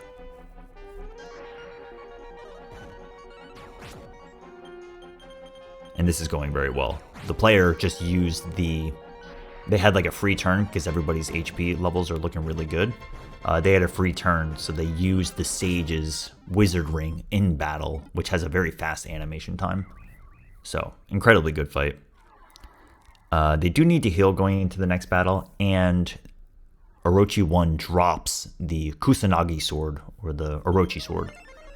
And that is equipable by the Sage. So the Sage is going to get that sword, and it's a very nice sword to have. It's pretty good attack power. You can also use it to cast defense on an enemy group. Yep. Alright, so that goes to... Oh, sorry, I said Sage. It goes to the Mage Warrior. Yes. It later can go to the Sage, depending on your routes. Anyways, Orochi 2. So, Orochi 2 is not susceptible to sleep, but still is susceptible to Manusa. Orochi 2 has slightly higher stats and can use both weak fire breath and medium fire breath. But yeah, you can see how much more damage Orochi 2 does. 55 damage is quite a bit. Typically, you don't try to increase your defense in this fight, and you just try to land Surround. So the player landed Surround right away. Same strategy as before. Land Sap, cast Buy Kill. The Sage is on healing duty. The Sage is the first character here. They're also using Piorimu, which is the speed up spell, and that is really just so that the last turn of combat is consistent, so that you can try to outspeed the boss. So if the Sage has nothing else to do, they can do that. But yeah, the Sage's goal here is just to keep everybody alive. The Mage already landed Buy Kill. You can see that the Mage has 2 MP, so very, very tightly routed MP usage. And that was a fantastic fight as well. Both Orochi 1 and Orochi 2 can spam medium breath fire damage that does about like 35 to everybody. And if they just keep doing that, it is very difficult, and you have to like pivot and possibly defend with some characters, but the boss was really, really good. So, get the purple orb. We're moving on. Again, this run had such a crazy good Metal Slime grind. Then the boss troll and Orochi fights went really, really smoothly. So, we are on our way. Oh, I misspoke before. We also have the blue orb. So there's only one orb left, and it's the yellow orb. So we come back to Elihan. You remember way back in the beginning of the run, we made the merchant. We're going to pick them up now. So, temporarily say goodbye to our friend, the warrior, who will be back. Pick up the merchant. So the merchant's stats don't matter whatsoever. They are level 1. The character has, the player has no way of reviving them. So, you have to make it to the merchant area over here without having your merchant get knocked out in battle. Now, you're sailing on the ocean, and it's somewhat unlikely to get into an encounter, but especially when you land on the world map right here, you definitely can get into a fight, and you definitely can get your merchant knocked out, and you can definitely waste a whole bunch of minutes. But thankfully that didn't happen. So, nice and clean. You saw a little bit of tech there to realign the party so that the merchant had less distance to walk. You save the yellow orb for last because the game has like an in-game progress tracker. It's basically looking for your progress on collecting the other orbs. And if you do this segment last, you can see that the player is just re-entering the area multiple times, including going to the ship once. And if you do it all correctly, you can basically just upgrade the merchant area immediately. Make it nighttime, come down here to see a special scene.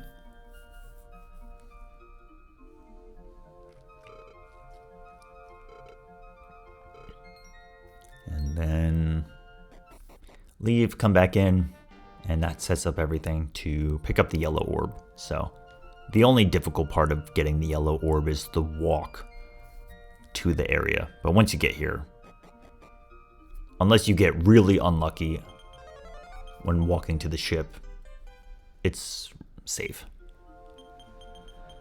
Okay, so that's it. 6 yellow orbs. 6 yellow orbs? 6 orbs in hand. Now it's time to pick up Lamia.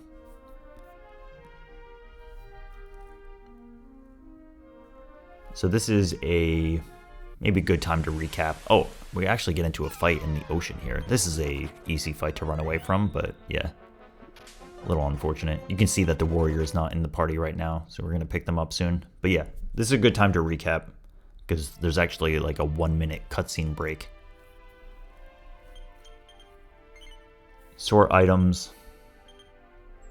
It's actually sorting the bag's inventory based on type, and then the player is depositing 6 orbs. And you get a little bit of a cutscene break here if you're the player. You get 1 minute to decompress. If you've noticed, there's been basically no cutscene breaks this entire game, but now you finally get one. So what's happening in the run? We did the early game, got access to the boat. The game is blown wide open. You go around the world collecting 6 orbs, but the first thing you do is resource up and power grind to level 20 with the thief, turn them into a sage, get mage to level 21, guarantee that they get by kill. Then you go around the world collecting the rest of the orbs, making sure that you're prepared for both the boss troll and Orochi fights. Now you're picking up Lamia, and we're about to fight Baramos. Baramos, as you can imagine, and probably many people know, is a very, very difficult encounter. He is extremely threatening, but with the levels that the characters have and mostly access to the sleep staves,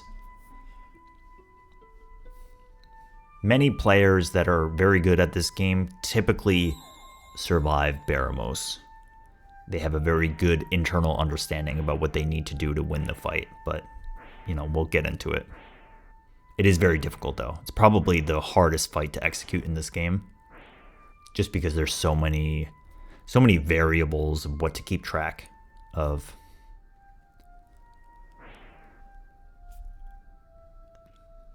It hasn't been critically important yet, but it's about this time that we start to pay attention to what the individual character's max HP is.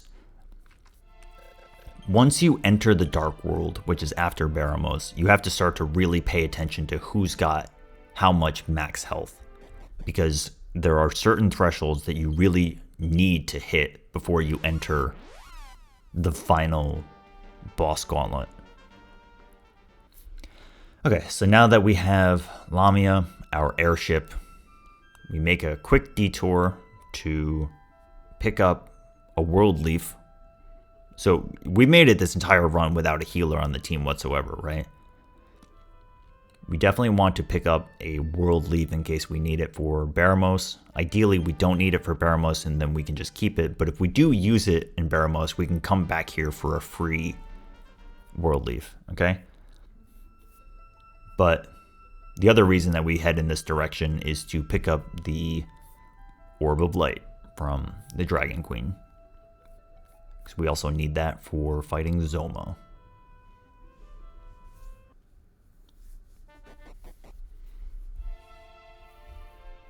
But yeah, like your individual stats, you don't really pay attention to how much attack power you have or how much agility you have throughout the entirety of this run. But your HP is something you definitely need to pay attention to. And really, if you start to roll too low on your HP on some of your level ups in the late game, you might have to try to force some extra fights to finish it up and get to a safe HP threshold. But for now, it's not a problem. Okay, so the player is going back to Elihan, pick up their warrior, and then it's time to head out towards Baramos' castle.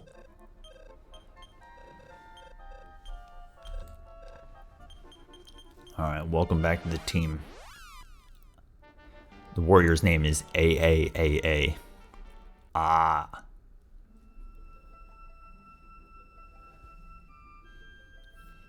Learning how to control your Lamia is deceptively difficult.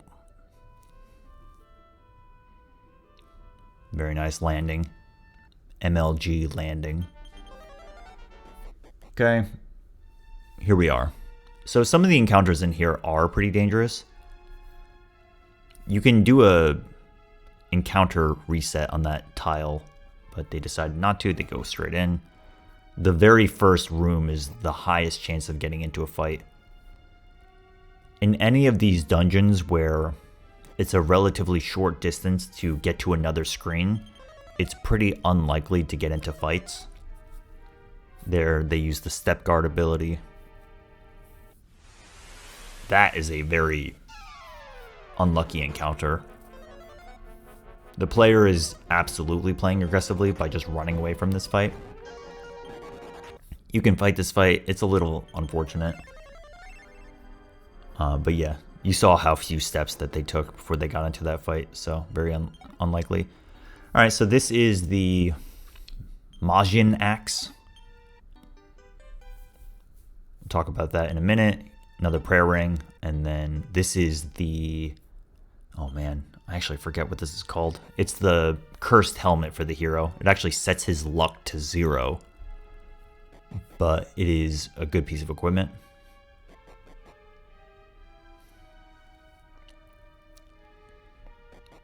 Right. So hopefully not too many more encounters on the way down. There are liquid metal slimes in this area, but it's kind of a bad idea to fight those encounters almost always. All right, sleep staff goes on the warrior. Mist staff goes on the warrior. Sage gets the zombie killer. Re-up your MP. Use step guard.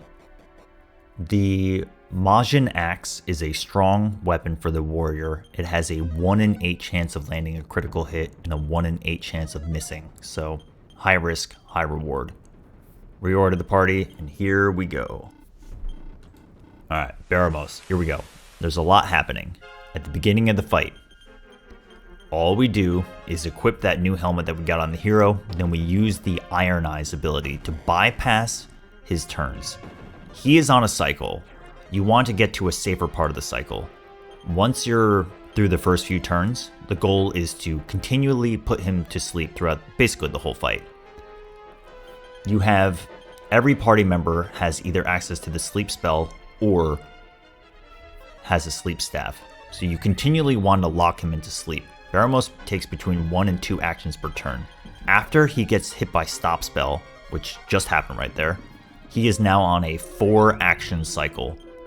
It's physical attack, strong breath attack, physical attack, and then he uses the disperse ability or limbo. And because he stop spell, it actually doesn't work, so it's a wasted action. But his strong breath attack is extremely scary. It does tons of damage to everybody.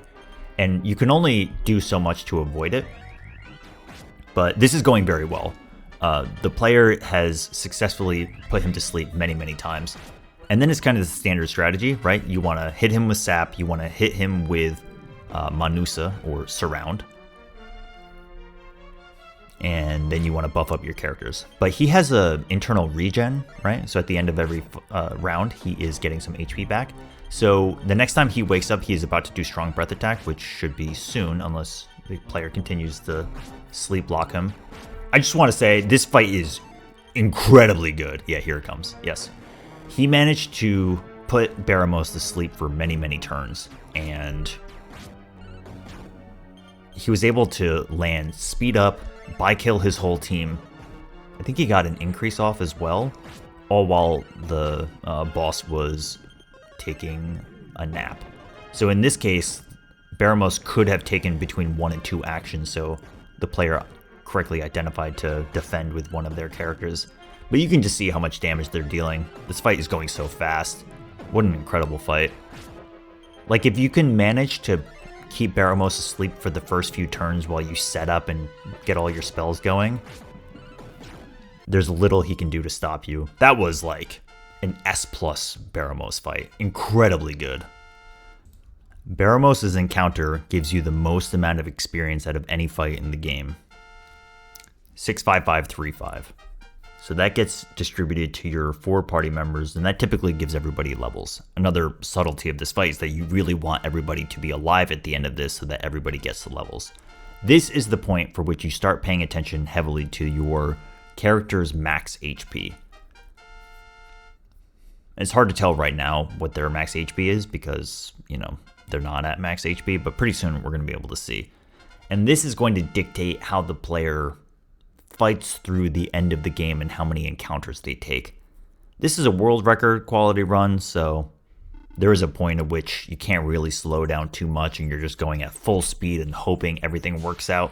But if you're playing in a race setting, if you're playing just to like get a stable clear, then you might back off and try to fight some more encounters if you have low HP. But the point I'm trying to make is that it is a consideration of how much HP you have on your characters because it's going to matter very soon. So yeah, super, super good Baramos fight. Anything under 2 hours for the Baramos defeat is really fast, but this is even like a step beyond that. All of the boss fights so far, outside of the Kandar 1 and Kandar 2 fights, which were still pretty fast, they just had an unfortunate death in each because, yeah, the player got critically hit twice. Every other boss fight has been so, so good. So, Baramos down, head back to Lihan. See a little cutscene. Everyone's celebrating, but they probably shouldn't be.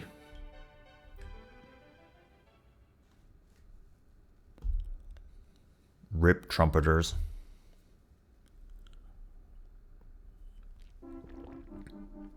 Okay, so we're heading to the Dark World soon. We have to explain the divergence of routes here. The very fastest runs of this game will do what's called the King Sword Cut, meaning they won't pick up the King Sword. So, historical standard strategy was that you would get to the Dark World, you would do the story triggers that you need to get the Rainbow Drop, but along the way, you would also pick up the Orichalcum from Domdora so that you can turn it in to make the King Sword, which is one of the best weapons for the hero in the whole game. It's an incredibly powerful, good sword to get. The downside of getting it is that it takes an extra dungeon dive to do it. And yeah, it's both a dungeon dive and a visit to Domdora. Requires walking on the world map, which also gets you into some fights. So you can opt to not get it, which is what this run is going to do. So you're giving up the raw power of the King Sword, but you're saving time by not collecting it. It's very difficult to play without the King Sword because it is just so good. The King Sword not only does a ton of damage in combat, it also gives you access to the Infermost ability every time you use it as an item in battle, so it's really good for clearing weaker encounters too. So the player is not going to get the King Sword, and instead just has to use the hero's Thunder Sword for the rest of the game. Alright, we're in the Dark World. Come to Ratatorm. Pick up the Stones of Sunlight.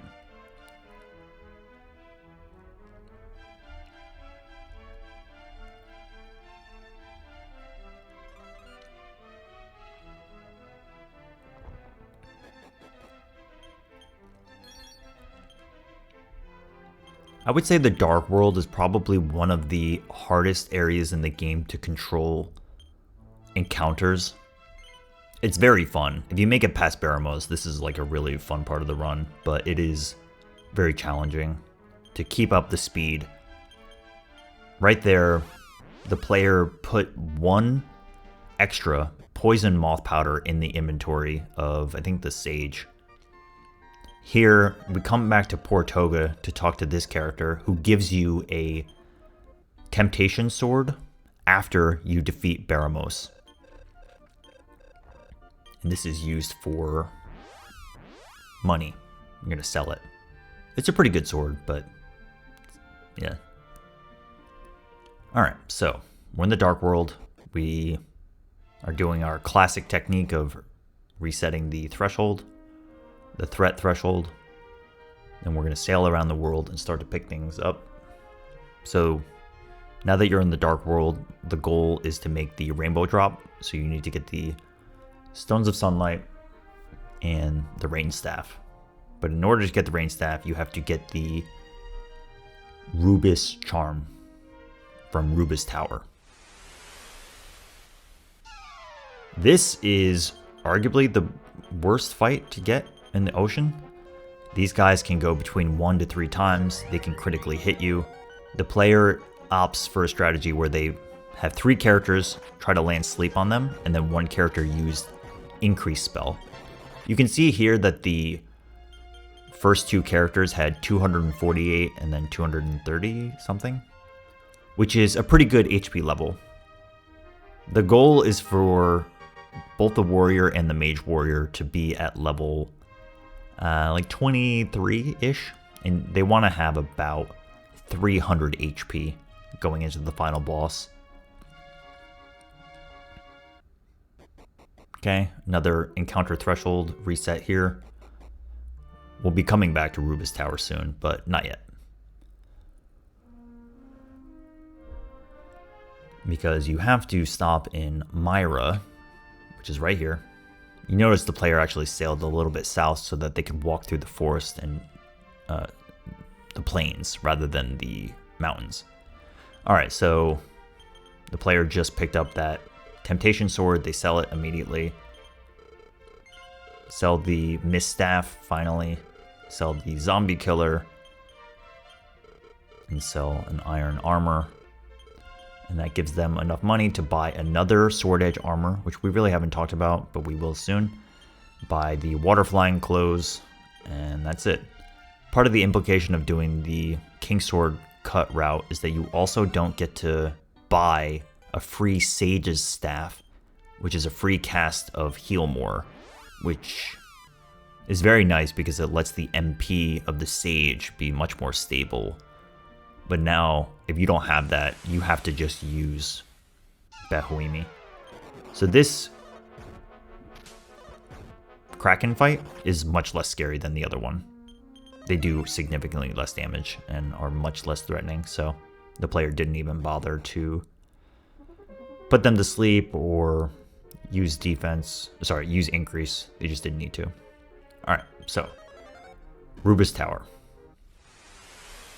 2 things to do here. One is to pick up the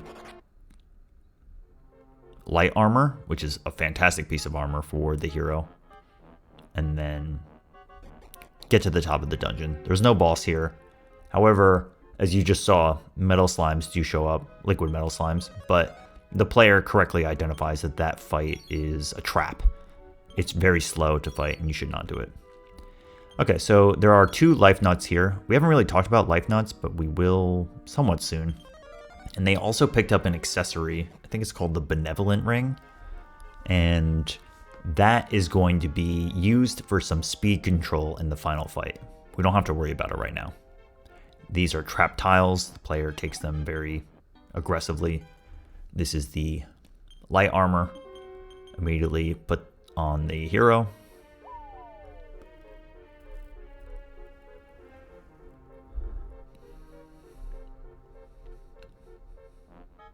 There are some fights in this dungeon that you can fight, but they're not super high value. It really depends. There are some fights that you can fight in here that have liquid metal slimes. In particular, there is a... oh, interesting. They actually took a little bit of safety there by walking one tile down just to make sure they didn't waste time, which is one of the few safeties that they actually took in this game. Alright, here we are at the top floor. You have a chance of getting in a 6 times liquid metal slime fight, but it is very unlikely. Usually get into one fight. This fight is... you just run away from this fight. The only action this enemy does is cast Metapani, which is chaos. They don't do anything else, so if you just run away, there's no threat. It's actually a pretty good fight to get, considering the other fights can do a lot of damage to you. So we went to Myra before the town, which is also known as Cole. Picked up the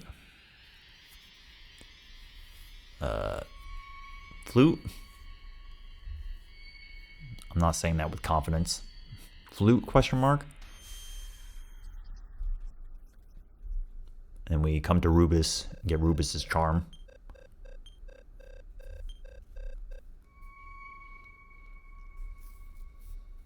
And we're back on the world map.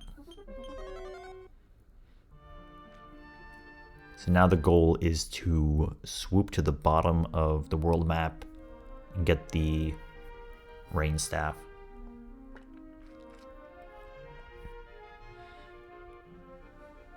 So let's see what the player does. If they don't get into a fight on the way down, they might opt to take a fight in the mountains, the forest coming up soon. Let's see what they do. Because they know they're about to get into a fight. Okay, they got into a fight in the ocean. But a common strategy, man, another first try flee. It's another part of the reason that this run is so fast.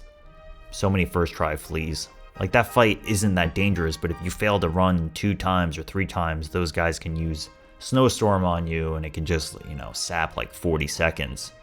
But no, just a first try flee. Yeah, what I was saying before is basically, like, if you know you're gonna get into a fight soon, based on your knowledge of how the threshold system works, you can grind out a fight in the forests to have a chance of finding a liquid metal slime. Alright, so you visit Rubus's attendant, which then opens up this shrine so that you can get the rain staff. So the player goes to the right side of the continent here, which is some optimization on the threat level.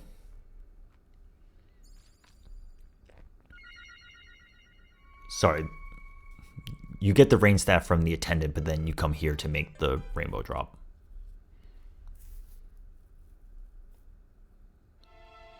And now with the rainbow drop, Zoma's castle is accessible. The player has fought 0 encounters, but that may change. Let's see. So, on your way into Zoma's castle, you have a small chance of fighting liquid metal slimes. This is what I was saying here. These forests have liquid metal slimes in them. So you land here, the last we'll see of our ship, and then on this walk-in,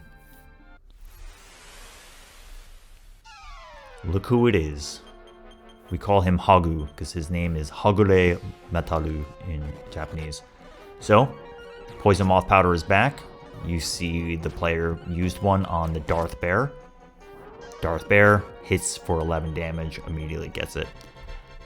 I can't articulate to you just how lucky this is, right? Like, I'm trying, but I want you to, like, you, the viewer, I want you to appreciate that on this kind of run, where basically everything has gone well, except for the Kandar fights, which weren't even that bad. Everything has gone well. The fact that he is on his way into Zoma's castle and doesn't have to fight other encounters because he managed to get a lucky metal slime kill on the first encounter that he fought in the Dark World is so beneficial. It is so beneficial. So this is it, right?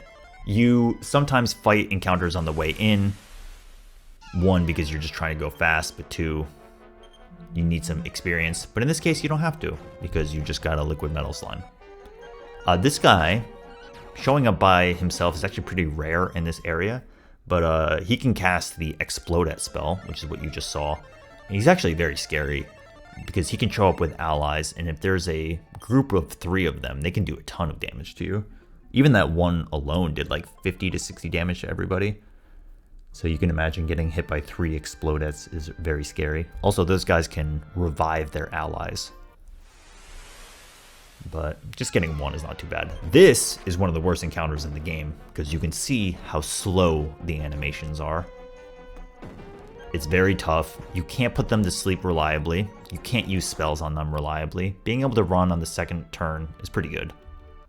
Believe me, that can be much worse. Oh, that was a chance for one of the player's party members to be sent back to Eliahan. That's a very rare instance of the Hork showing up all the way on the left side.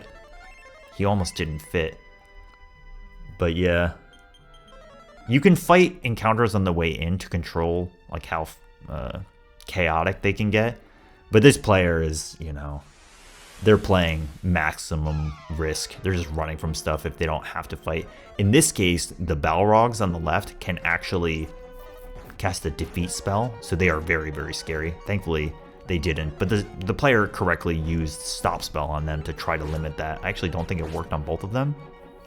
You can put the right guy to sleep, but that didn't work either. But as long as stop spell hit this guy, then the fight is relatively safe. Alright, another level there. You can see that the Sage has no MP right now. So, exactly. Yep, it's time to replenish. Again, prayer rings have a 10% chance of breaking. No prayer rings have broken in this run yet, but let me strongly iterate to you that if you run out of MP via prayer rings, your run is basically over. Especially with this route, because you don't have access to the Sage's staff to save on MP. But it's looking good. This right here is a very safe fight to get. Out of all of the fights in this area, it's pretty good. The player has gotten into 2 fights pretty early on in the first floor here. Alright, so we have 3 back-to-back Guardian fights. The goal here is to put them to sleep, use buy kill on your hero and sometimes your mage warrior. And you can see that the first character here has 294 health, which basically means they're ready for the final boss. The warrior has 269, who you want the warrior to have the most amount of HP. So at this rate, the player is keeping an eye on the warrior's max HP. It's still okay, because we haven't talked about life nuts, but the idea is that when you get to the end of the game, you can adjust who gets the life nuts at the very end to try to maximize their max HP. And we'll talk about it later, but there's a reason why you don't use them early. Anyways, that animation right there has a chance of critically hitting you, which is very scary. So you really want to try to sleep block these guys. But you can see something that's worth mentioning is that you can see that that was the critical axe on the genie axe. Did I say critical axe? I think I did. Critical attack from the genie axe. But the hero's attack power is actually really good despite having the Thunder Sword and not the King Sword. So another lucky part of this run is that the hero is like naturally strong.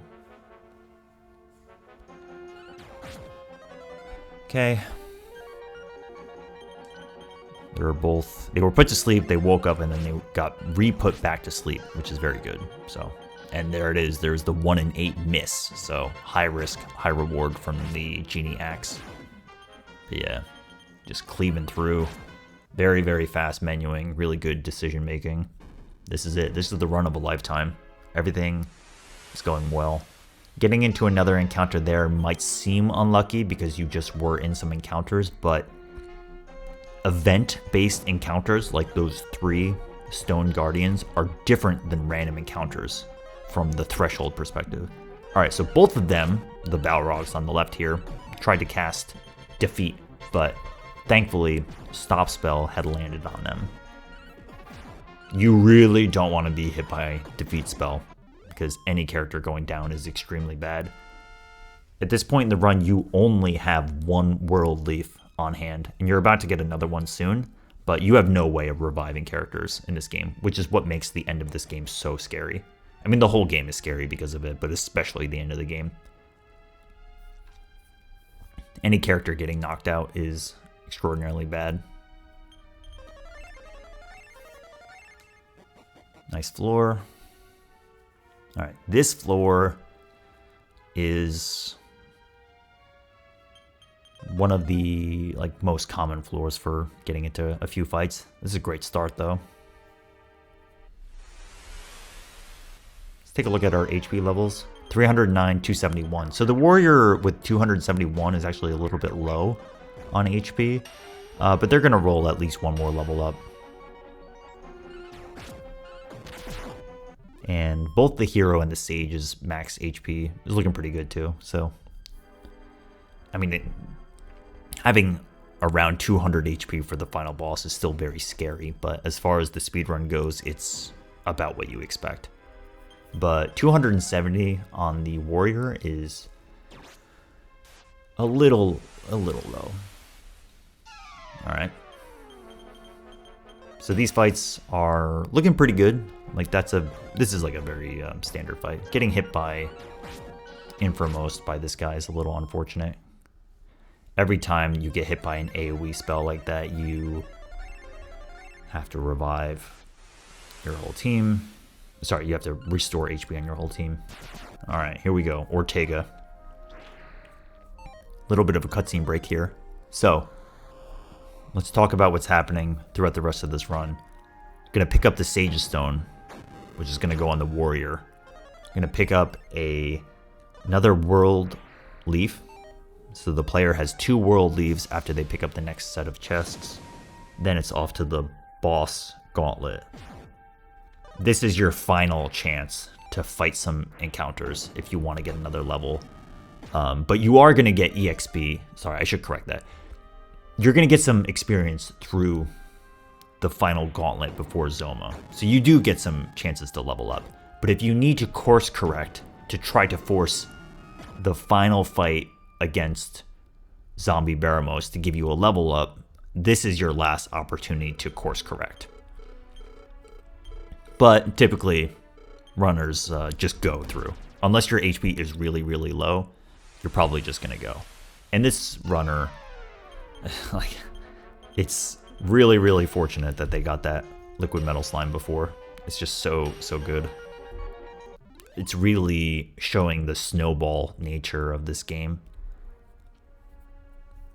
If things start to go well, you really just keep going and going, and things are working out in your favor.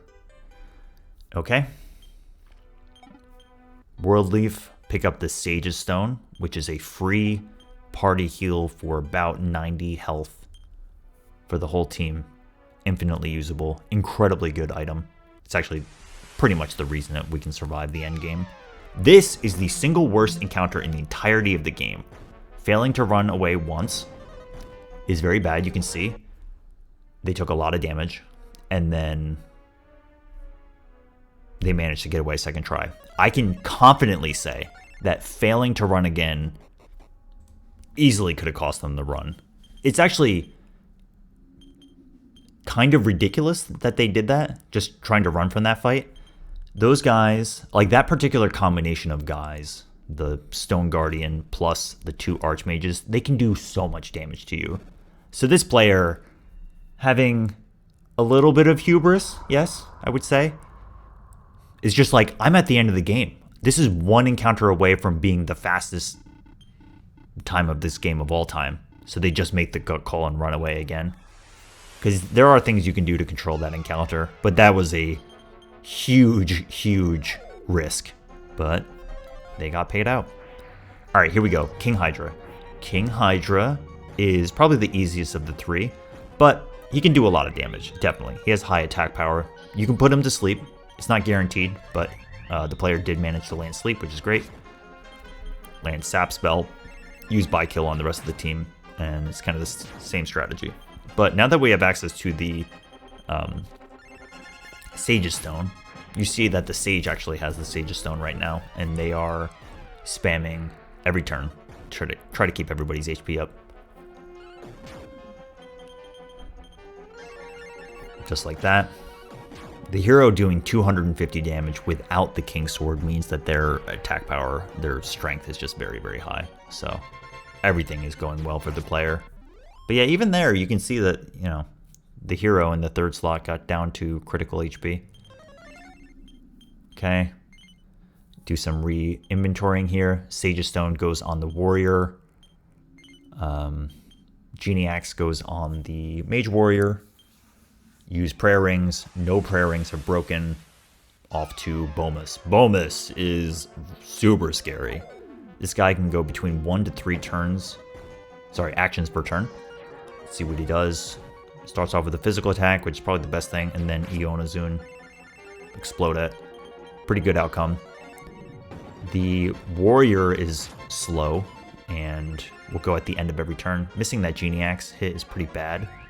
But Bomus basically has done nothing on turns 2 and 3. And believe me, he can do way, way, way more worse things than this. So, the player is getting... That was so lucky. That was so lucky. Again, he can go between 1, 2, and 3 turns, which are equally distributed, by the way. And he can do strong breath attack. He can do explode at. But he decided to do 3 turns of 1 physical attack only, which is incredibly good. Okay, that was the first prayer ring that broke in the run. Zombie Baramos. Zombie Baramos has 0 speed and huge attack power. So on turn 1, you play very safe. And unless somebody gets double targeted, which actually happened to the hero there, but if they're not defending and they get double targeted, it can be really scary. But if you survive turn 1 and you land 2 increased spells on your team, then you're probably going to make it through. Again, the warrior is just spamming the Sage's Stone now. You see that the warrior's max HP is 291, so it was a little sketchy before on their max HP, but now it's looking great because we can use life nuts to get them over 300 easily. So, Zombie Baramos only does physical attacks, goes between once and twice per turn, and once you get your defense up, he is very easy. You just use buy kill on the rest of the team. So at this point, you have to restore your Sage's MP before going into Zoma, but you also have to assess how many prayer rings you have and what's left, but the player is looking pretty good. This fight's going good, and then we're off to Zoma.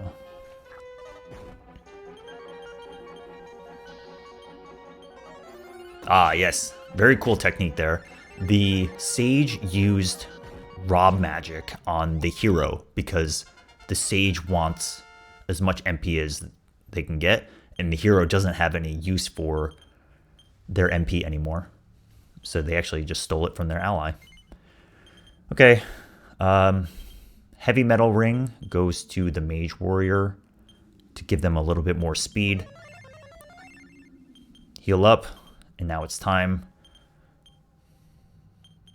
to use some life nuts, for which we have 3, +5, +2, +5. Not bad. Heal up, use a final herb on the warrior, and we go in. The Sage has the light orb, right?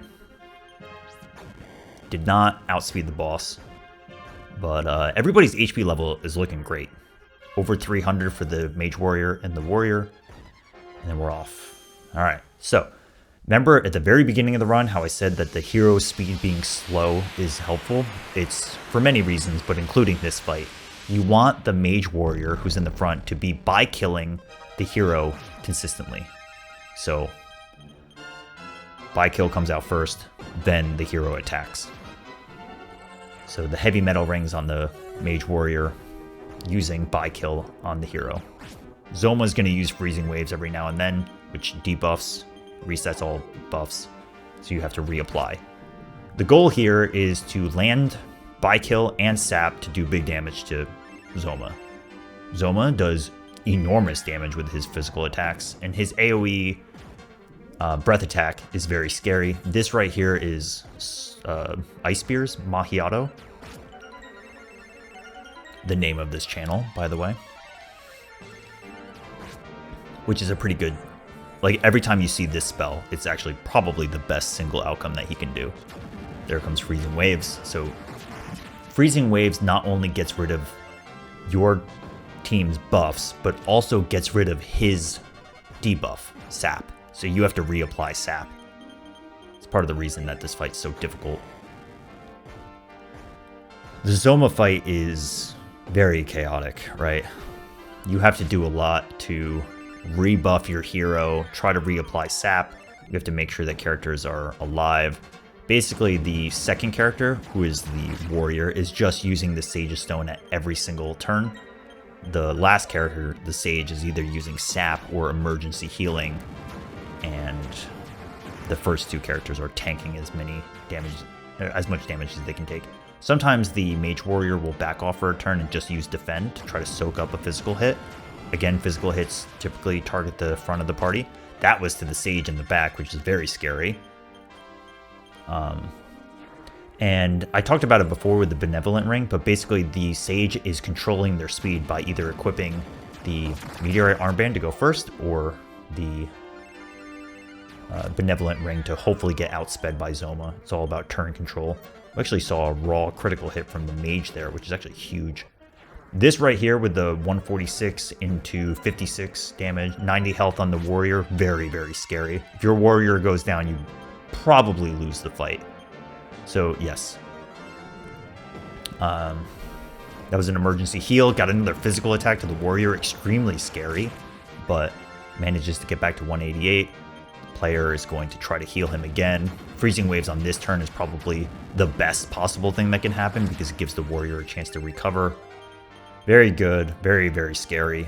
Easily could have been death to him. Another critical hit from the Mage Warrior. The player is playing super aggressively because they know they need to possibly beat their own record as of this time. Because more standard play is to back off with the Mage Warrior and just soak up some damage, but they are playing aggressively and they've gotten 2 critical hits. There goes the Warrior, really, really scary. So the player lightning fast reacts to it, gets a huge payout. That is an enormous turn to get 2 freezing waves where the boss basically does nothing while you use one of your 2 emergency world leaves and gets back up. That's so lucky. I mean, it's so unlucky for the Warrior to get knocked out, but it's so lucky to have a turn where nothing happens so you can get them back up. In this case, the Sage is going after Zoma, so he used Freezing Waves first, and then Sap comes out so you can do some extra damage. Used a Prayer Ring on the Mage Warrior there. Getting closer to the end. Again, without the King Sword, you do much less damage. 180 damage. I didn't talk about it before, but the Sword Edge armor is reflecting damage back to the boss, and it's a pretty significant source of damage to the boss, too. Woo! Alright, miss on the Genie Axe, the Majin Axe. He's using a lot of Freezing Waves, but getting close. 83 damage. Very, very, very scary. Almost there. Another Freezing Waves, which is unfortunate because he just got rid of his own debuff. Another critical hit. That's so lucky. Was that 3 critical hits over the course of this run? Alright, very close to the end here. Usually players try to play aggressively if they feel like the boss is almost finished. Yep, exactly. Here comes Blazemore, and it's over. Very, very impressive, right? Because the player is not counting damage, but the player knows that the boss is almost defeated. And despite the boss having over 4,000 health, and there's so many numbers being flown around, their ability to just sort of intuitively know that the boss is being close to finished is just so impressive. It's something that you pick up after playing this game for a really, really long time. So for them to identify that, that was basically it. They wanted to push it over the threshold, and to finish off Zoma with a Blaze More spell is just so impressive. That is the end of the run and the recording. So technically the true recording is out there that finishes all the way to the end, but the more modern Dragon Quest Japanese speedrunning rules do not allow showing the credits of a Dragon Quest game. Japan has different rules about this sort of thing. Anyways, that's the run. Extraordinarily impressive. Hopefully you can understand just how both difficult and lucky this run was to achieve. It took many, many, many attempts, and this is the result of many people working on this game over the course of basically 20 years. So very impressive. I hope you enjoyed this video and this style of content. If you'd like more reviews like this, please leave a comment and let me know. Thanks for watching.